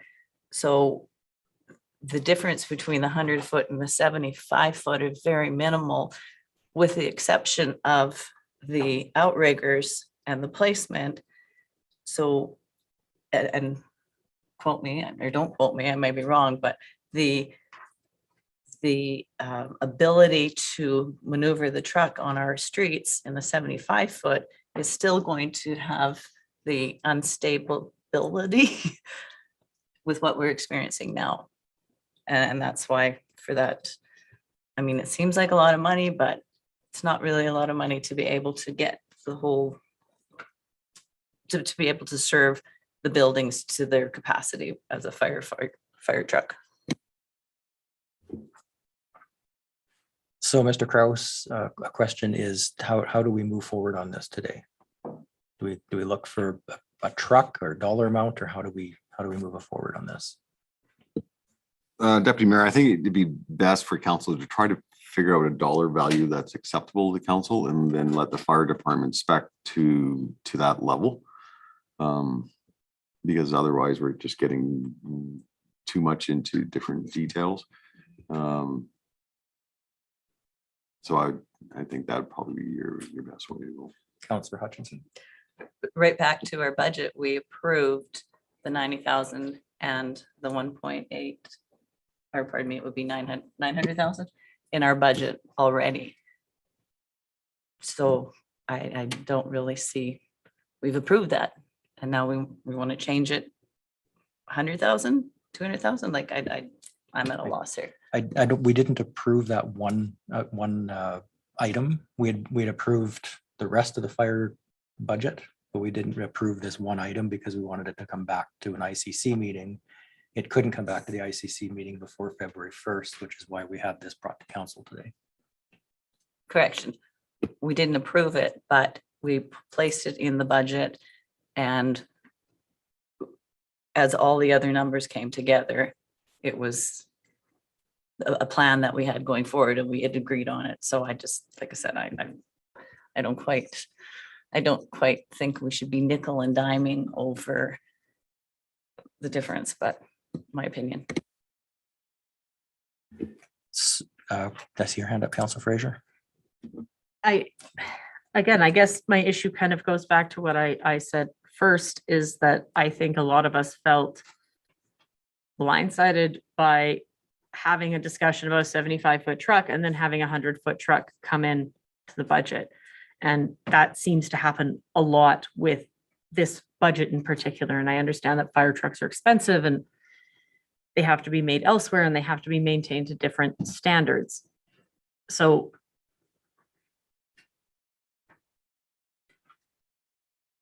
my concern is yes now, yes later, yes later. I just, every time something comes and it's significantly over what had been discussed, I don't know if there needs to be a new procedure so that everybody has the information on the front end. But when we'd had the discussion at a 75-foot truck and it comes in with a 100-foot truck with absolutely no explanation, it makes it difficult for me to say yes, because I don't know what other things are coming from them, because we're not in charge of that operation. Councillor Old. I can't remember the exact day that we discussed this, but 6 months ago, we instructed the fire department to come back with a replacement truck, not an increased service level truck. And that's what they come back with. So if they would have spec'd it for a replacement truck for the 75-foot ladder that we requested to begin with, then we wouldn't be sitting here today. Did I see your hand up, Councillor Boniface? No. Okay. So what dollar amount are we comfortable saying we can go with to take back to the county? Thoughts? Councillor Old? The replacement, if I remember right, the replacement of the truck that we have right now was, they figured $1.2 million. That's what I would be comfortable with going back to them with and seeing if they could spec a truck. Councillor Boniface? I would agree with that. If that was the original, when they brought in and did a presentation and that was original, then I say we hold them to their original plan. They didn't come back with a presentation. We gave them our instructions, what we wanted to see, and then this is what has come back. So I'm hearing 1.2 million. Councillor Hutchinson? No, I'm stuck on the amount 1.8 that they had given us in their presentation today. So we have an amount of 1.2 to 1.5 for a 75-foot truck was in their presentation. So we have to move forward with a dollar amount. So Councillor Fraser? I'm okay with giving them a range. But I think it needs to stay within that range. I'm okay with the 1.2 to 1.5, but that needs to be delivered. Councillor Hutchinson? Well, I just question, that range, you're looking at what, 300 difference. If it happens to come in at the 1.5 top end, that's only 300 different to the 100-foot, which that was their original ask. So if you're willing to go 300 less for 75, why not bump it up to 300 more for, that's just.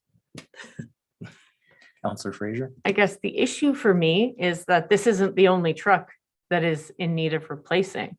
Like, if you can look at all of the different tenders, we've got a lot of vehicles coming up from pickup trucks to tenders coming out of that budget. Like, everything seems to be creeping up. And it's unfortunate that it's on this particular vehicle that it's getting stuck, but it isn't just, okay, well, we're going to get this and we're going to be done. There is more coming. And if they can move us from 1.2 to 1.8, what's to say everything else doesn't move? I agree, understand what you're saying there, but I guess my thoughts, if it comes in at the high end at the 1.5, and we're adding the 7, almost 8% increase because we're leaving it for another month or another whatever, they have to go back and get all the information, and then it's all increased. Who knows, that 7.7 may increase to another 3 or 4 more % as we keep delaying things. And next thing you know, are we at the original price? So my understanding is if we make a decision today, whether it had been the 100-foot ladder truck or if we make a decision on a dollar amount, that allows them to move forward before February 1st with a tender. Is that correct, Mr. Gross? Deputy Mayor, that's my understanding, as long as they place the order prior to February 1st. Okay. Because they place the order, but then they spec the truck. They work on the specs with the manufacturer. So I've heard two differing dollar amounts. I've heard 1.2 million. I've heard a range of 1.2 to 1.5. I tend to more favor that approach of the 1.2 to 1.5 to give a little bit of leeway as far as maybe it could get a basket on it. I'm not sure, but maybe that would allow it. That's my preference. Is there any other discussion on that matter? Councillor Old? Not a discussion, but a comment. If we give them a range, it's going to come in at 1.2 4.49. So So what dollar amount are we? I've been hearing lots of different ones. Councillor Boniface? If the original discussion and from past council was 1.2 million, I say then that we stick with what past council had directed to come in at, and we stay along those guidelines. Councillor Hutchinson?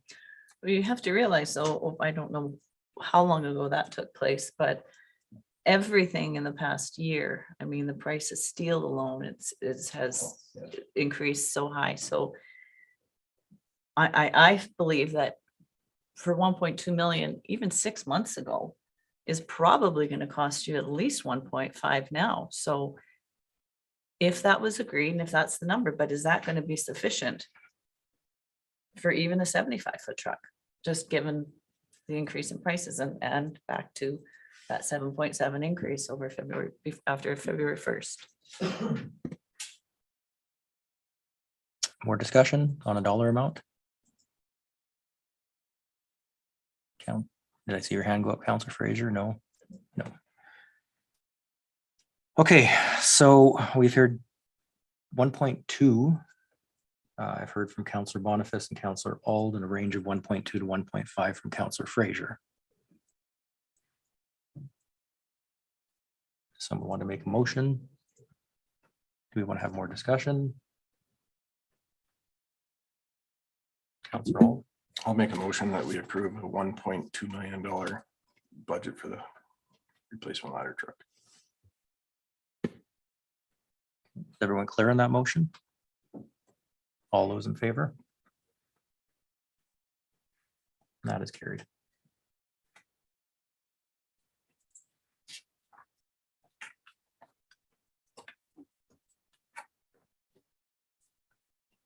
Okay, moving on to item 8.1, the request for decision on the Stronger Together agreement. Mr. Kraus, that going to you? Yeah, thank you, Deputy Mayor. So the councils with Clearwater County, the Village of Caroline, and of course our council had a workshop, and through that workshop it was reaffirmed that all three councils want to reaffirm the Stronger Together agreement and review it to see if it needs modernization and through the ICC committee. So all three administrations have discussed this, and actually all three administrations are putting forward the same recommendation and the same drafted resolutions for councils to consider. So this is something we did again talk about at our tri-council meeting. You know, it is time that agreement looks at and gets modernized for sure. And it'd be very nice to have a shared vision from the region, not just a Town of Rocky strategic plan or a Clearwater County or Village of Caroline strategic plan. It would be nice to have a vision for the region, and that's what this is referencing about. Discussion from council. Councillor Fraser. I agree. And since it was written, I think the world has changed a lot. The speed of communication has changed a lot. I think that a new agreement and a new strategic plan might help to iron out, I guess, some of the clunkiness of what is an outdated agreement. Thank you. Councillor Ald. I was gonna say the same. It's definitely time. It's 2013 it was done. So 9 years ago, a lot has changed since then. It'd be really nice to have all three of us get together and have a same working goal. I think it'd be a really good idea to get back on track with that. And I agree. It's time. You know, even agreements made 2, 3, 4 years ago need to be updated and modernized. This one is getting on the upper end of 10 years. So I think it's time to look at it, and that regional vision. I think that's really what's important, is to have that regional vision so that we know where the region is going, not just the Town of Rocky Mountain Hills. So we have some recommended alternatives in our package, which are broken down into 2 motions. Councillor Hutchinson. So I'd like to make a motion that That's what we're at, right? Yes.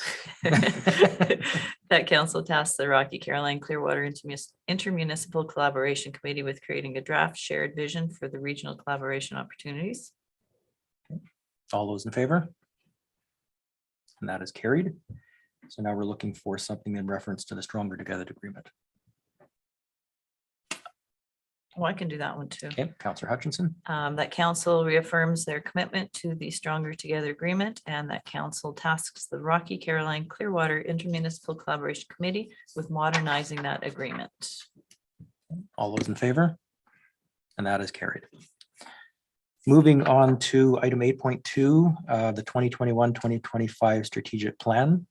Mr. Kraus. Yeah, thank you, Deputy Mayor. So council through 2 workshops have developed a 4-year strategic plan, which administration is presenting today for council's adoption. So we have revised the strategic plan as per council's direction and actually added some milestones and dates for us to achieve together to meet council's goals. So we're looking for council's review of the strategic plan with the milestones and for council to adopt their strategic plan. Everyone's had a chance to review the strategic plan. Councillor Fraser. I just want to say thank you so much for the milestones. I know that we were struggling with, we have the big ideas as the politicians, but it's really nice to see everything laid out, whose job it is, when it's going to be done, and what are the expectations. It makes the document, I think, a lot more functional and a lot clearer for anybody who's reading it. And there was a lot of thought process and a lot of planning that went into the strategic plan. Council spent 2 days together going over what we wanted for a vision for Rocky Mountain House. And I think this 4-year plan definitely puts forth what we want and which direction we want the town of Rocky Mountain House to move into. So any other questions or concerns regarding the strategic plan? And then we're just looking for a motion to accept the discussion, the strategic plan as presented. Councillor Fraser. I will recommend that council adopt the 2021-2025 Rocky Mountain House strategic plan as presented. Thank you. All those in favor? And that is carried. Now we get Betty coming up and stealing the show. Moving on to 8.3, the 2022 operating and capital annual budget. Thank you, your deputy worship and council. I won't go through the binder again, I promise. So we did spend 2 days together and we went through the budget. We have made the changes that were identified during our deliberations. They are, I'm going to jump around a bit. So there was 2 changes in the operating budget. We reduced the other board honorarium by $2,500. And we reduced the rebates that were previously in environmental for low flush toilets and composite bins. And on the capital side, we increased the budget for the water truck by $15,000. And we added an additional $25,000 for a study for the Rocky Junior B Rams dressing rooms. So in total, after the changes, we are now sitting with an operating budget of $22.86 million. It's actually a reduction of just $484,000, almost $500,000 from last year. Our capital budget is totaling $21.394 million. Of that is 17 million is for the solid waste treatment facility, and there's 4.2 million for other projects. I won't go through all the changes. We've been through this. I guess the biggest highlights that I would say are, one is we're doing a 4th year of 0% tax increase, which is I've never seen.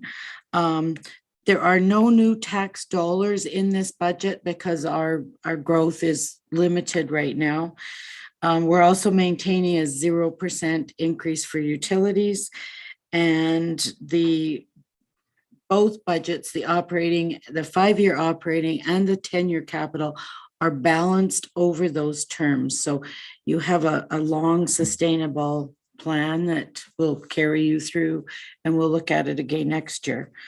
Other than that, I guess if there's any questions, I did try to highlight some of the individual projects that were in the capital. So if, you know, there's public reading this briefing note, they can see it, as well as we've attached copies of what all the capital projects are for the year. So unless there's questions.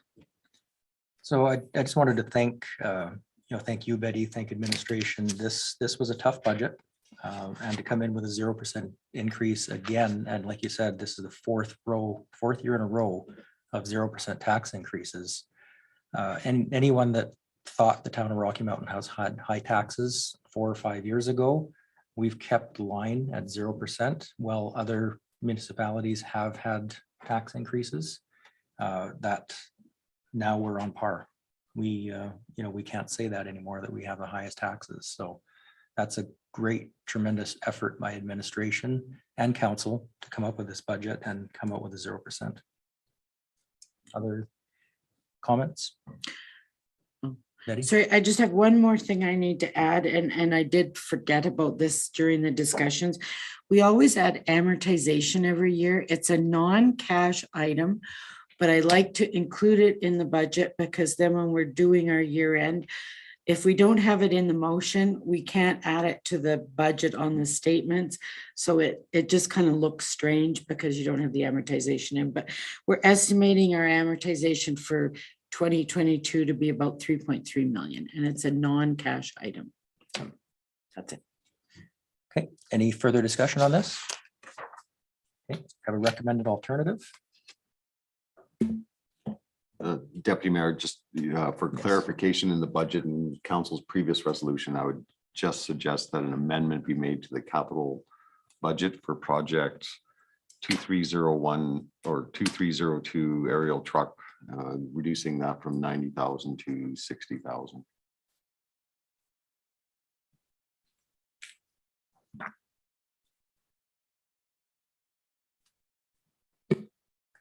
Thank you, Mr. Kraus. Well, I will make a motion then.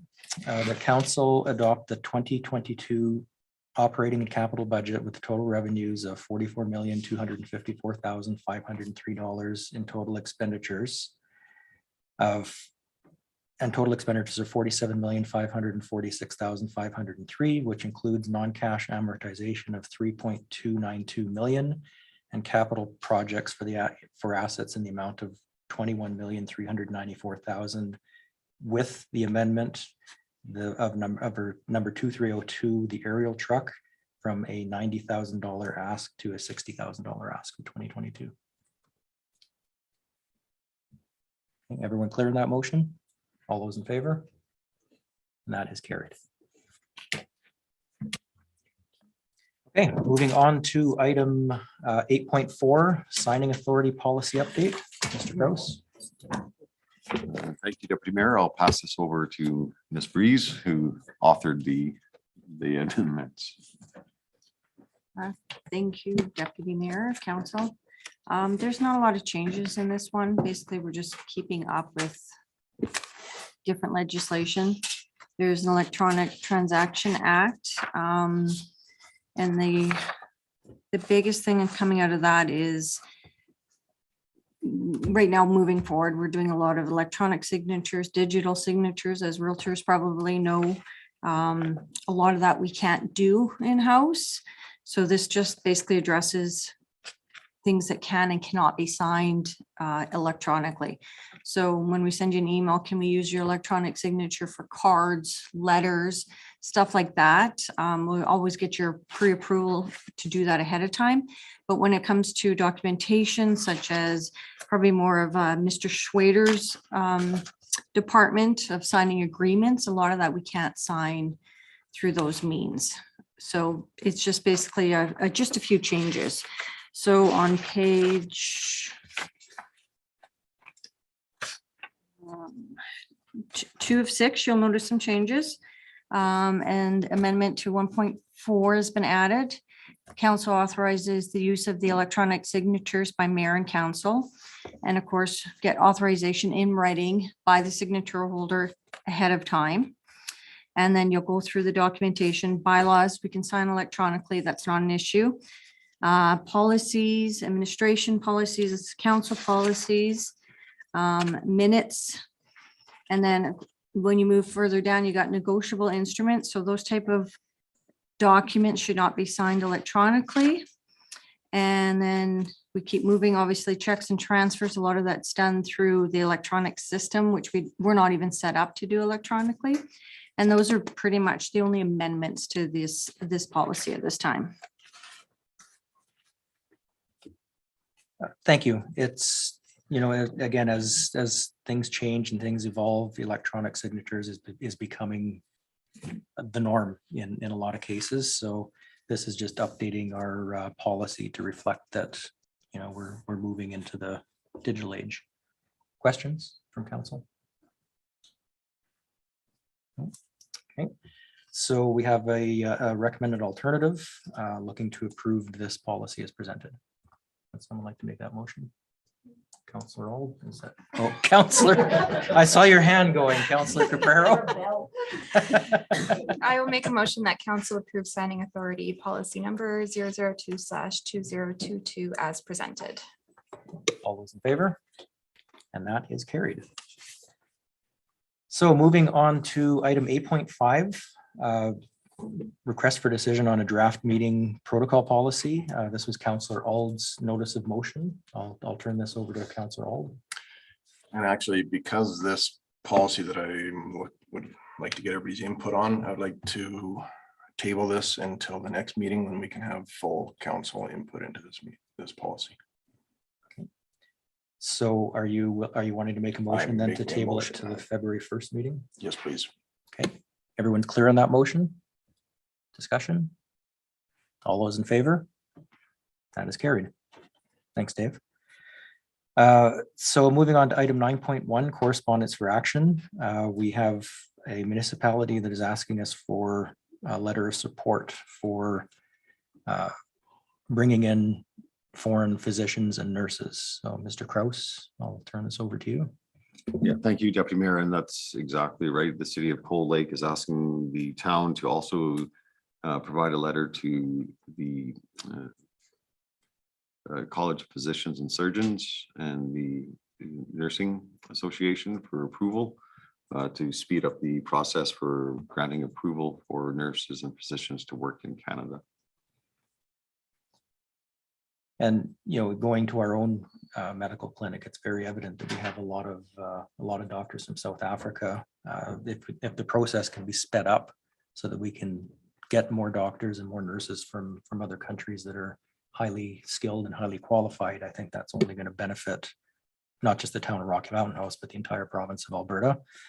And they're basically asking for letters to be sent to the College of Physicians and Surgeons of Alberta and the College of Association of Registered Nurses of Alberta is what they're looking for the letters to be sent to. Council discussion? Councillor Fraser? I think that this isn't the first regulatory struggle that we have had in regards to approving physicians in rural areas. I know that we have been pushing for more approval of operational privileges at our hospitals. So I think this fits in along with that rural hospitals are being left behind because of an overly complicated and burdensome regulatory process. So I agree. Okay, Councillor Boniface. I fully support the letter, but at the same time, I'd like to see us at a later date have a discussion about drafting a letter to our own provincial government and ask them to stop cutting nurses' jobs. And because, you know, it wasn't that long ago, we were in the middle, well, we're still in a pandemic, but I'll say a year ago, and our own provincial government was telling us they were going to get rid of quite a few nurses within our province. And if anybody here has ever spent time in the hospital, you see your doctor for 2.5 minutes tops, and it's the nurses that look after you. And they're the ones that save us. Doctors are just there to kind of, they're there. So, And I appreciate that comment, and I definitely think that's a discussion of topic for another day. Today, we're talking about, you know, a letter of support for bringing in foreign doctors and nurses. Any more discussion? Okay, so I'm looking for a motion that we send a letter to the College of Physicians and Surgeons of Alberta and the College Association of Registered Nurses of Alberta, a letter of support, or a letter of support from the town. It's the Crow's Nest Pass, correct, Mr. Dean or Mr. Crows? In support of Crow's Nest Pass, or is it like? Sorry, that's Is it Cold correct. Lake? I had said Cold Lake. It's It is Crow's Nest Pass. Pass, Okay, yes. so I'm looking for a motion. Councillor Fraser, I'm wondering if we should add a letter to the Minister of Red Tape. Like just a copy? to CC that, I think To that's a CC great, them? I think that's a great idea. Okay, so would someone like to make that motion? All right. Councillor I so Fraser? move. Sorry, do we have Tracy, do you have that clear as to what the motion is? Could you,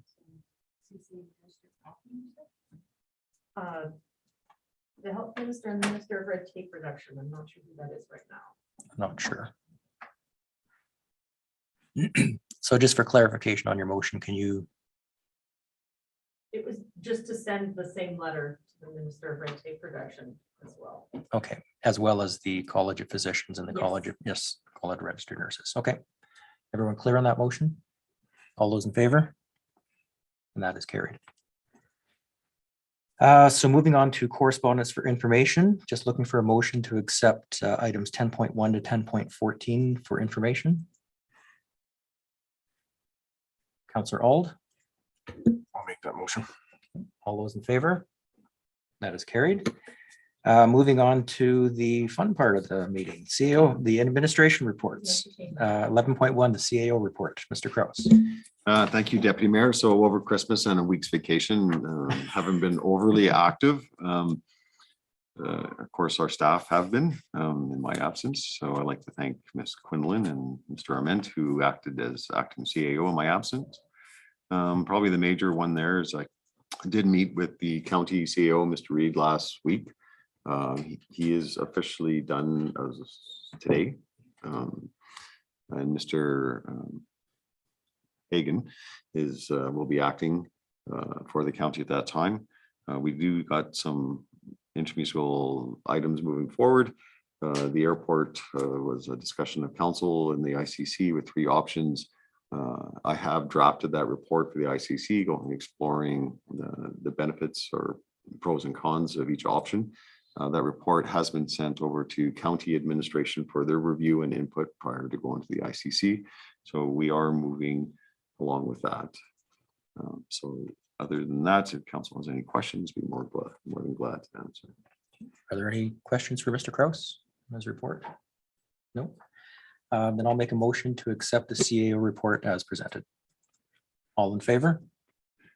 And that is carried. So moving on to Mr. Ament.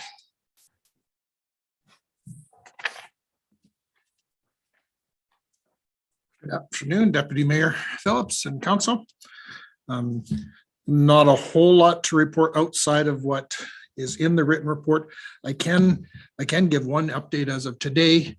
We've secured a new event at the North Saskatchewan River Park on July 1st to 3rd. We have the Indian National Rodeo Finals and the Super Series Indian Relays. So we're just signing an agreement with the Ochese Nation for that event to be held in 2022 and perhaps beyond. So that's a positive for a new event. Obviously, there may be some challenges, with the county rebuilding River Road this year. So we've informed all of those that have bookings and we've received assurances through our county counterparts that there will still be access. It may be, changed or limited and some challenges, but they will be able to continue with all of their bookings this year. One of the other events that we've secured is actually, we'll be putting ice in a little bit early again in 2022. As of August 8th, the junior bees have secured 2 full weeks of ice for conditioning camp and hockey school, and promoting that to other users. Also, I've heard that as part of that, Olds College is looking at doing flare identification camps and those types of things. So that's a positive. Our facility is going to be used. We're also, again, working with Wrestling Alberta to bring their camp again back to the recreation center this summer. Just confirming updates for that. We have noticed increased calls for bookings of the Lou Soppet Center for weddings and those types of things this summer as well. So despite COVID, our phones are ringing. So and unless council has any other specific questions. Any other questions for Wes? It's great to see events happening and people starting to make bookings. That's a good sign. Very good sign. Thank you. So moving on to corporate services, Betty.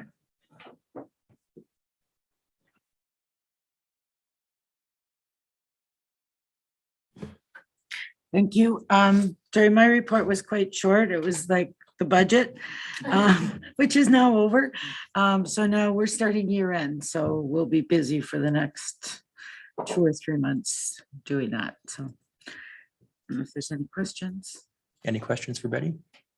No, just again, thanks for all the hard work you did in the budgeting process, and looking You're forward to welcome. the year-end wrap up. And it was a team effort. I mean, the managers put in all their numbers, so it's my pleasure to organize it. Thank you. Okay, planning and community development, Mr. Schrader.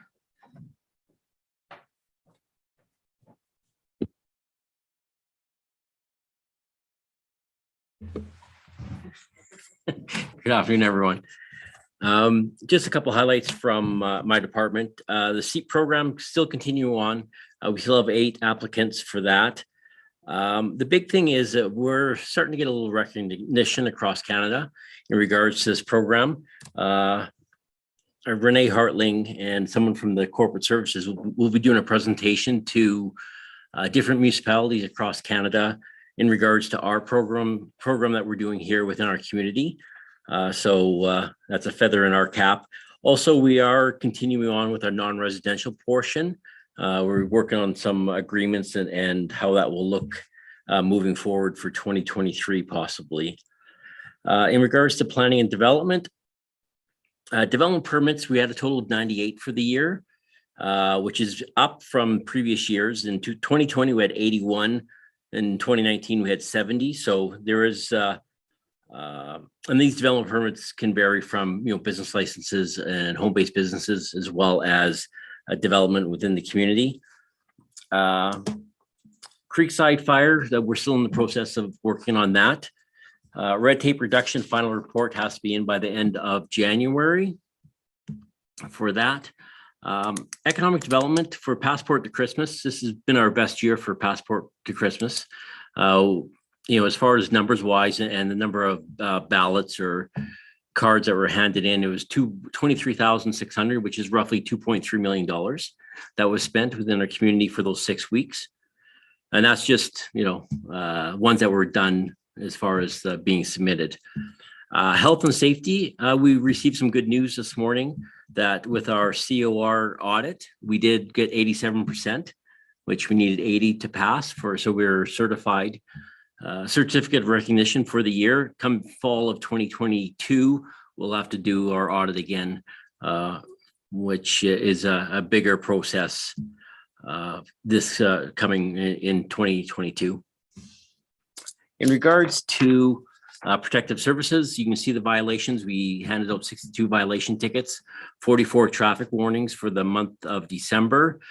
We had 110 files that the officers worked on. 88 of those files were municipal calls for service, 15 were provincial files, and 7 were assisted fire, RCMP, and other agencies. Any questions in regards to my department? Any questions for Mr. Schrader? No, just one comment that the SEEP program, it's fantastic that, not just the province, but the country is looking to Rocky Mountain House for something that we spearheaded. So that's impressive. Thank you. So last but not least, engineering and operations.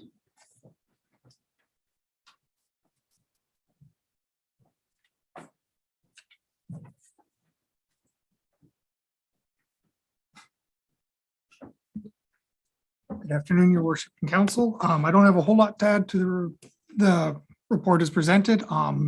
There is a few recent repairs that engineering and operations had to repair just to keep you guys up in the loop. There was a collapsed sanitary service adjacent to the Lochlearn School that was recently replaced. We're also tracing down a water leak at 56th Street and 54th A. It's not a critical water leak. We're not noticing a huge pressure drop, so it's not an immediate concern, and we're still gathering information, so we can do the most cost-effective repair we can there. But other than that, we've been keeping busy with snow clearing operations, garbages, and all the normal things outlined in the report. I would imagine with all the weather we had yesterday, it's keeping you guys busy for sure. Any questions? Councilor Boniface? Under parks here, it says you shovel town office and post office. What do you shovel at the post office? We shovel out the emergency access in the post house, not the post office, sorry. Okay. Yeah. That makes sense. Thank you.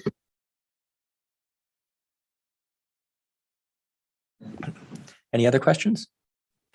Okay, thank you for your presentation. So just looking for a motion to accept the director's reports as presented. Councillor Hutchinson, I'll make that motion. all those in favor? That is carried. Moving on to item 12.1, the action list. Has everyone had a chance to go over the action list and lots of stuff getting crossed off on it? That's good to see. And keep adding new things to keep Mr. Kraus on his toes. Any questions regarding the action report? No, so I'm just looking for a motion to accept the action list as presented. Councillor Capero, I'll make that motion. all those in favor? That is carried. Moving on to item 13, administrative inquiries. Does anyone have any administrative inquiries? Councillor Fraser? This was a while back, but we had the January 4th meeting was canceled and then it was budget. So I did tell them I would bring it forward. I had some people asking about the snow fort that was on a road. And I know that there's obviously some explanation as to why that can't be there and what's happened, but I feel that there seem to be some rumors. So I wanted to ask the question and maybe get the info out to the public. Deputy Mayor to Councillor Fraser, yes, so thank you. So, I mean, the snow fort in the middle of the cul-de-sac occurred last year. We provided explanations to them last year and asked them not to do it again, but it reappeared this year. But the primary reasons actually for not allowing that, well, one is emergency access into the cul-de-sac. I mean, we had the fire department here today, talking about placement of trucks and so forth. So that's probably the number one concern. Plus, it also is a public road, even though it's a cul-de-sac, it's still used by, other emergency services, ambulance and police, courier drivers, taxis, so forth. And two or three, I mean, it is a public road. We would not allow snow forts on any public road throughout town. There is an adjacent park to this cul-de-sac. We have asked the citizens to utilize that park to build their fort versus a public road. Yep, go right ahead. Yep. One more follow-up. There was some discussion about that there is no park lighting. And I think it has to do with park speed zones, but I'm not sure. They were asking for it to be lit, and I'm not sure whether parks are allowed to be lit at night. That would be a decision of council. I mean, we don't typically light a park or playground at night. Mhm. can't think of one that we actually do, but I can see Mr. LaFrance has probably There we go. wants to I'm sure comment he- on it also, so. Thank you.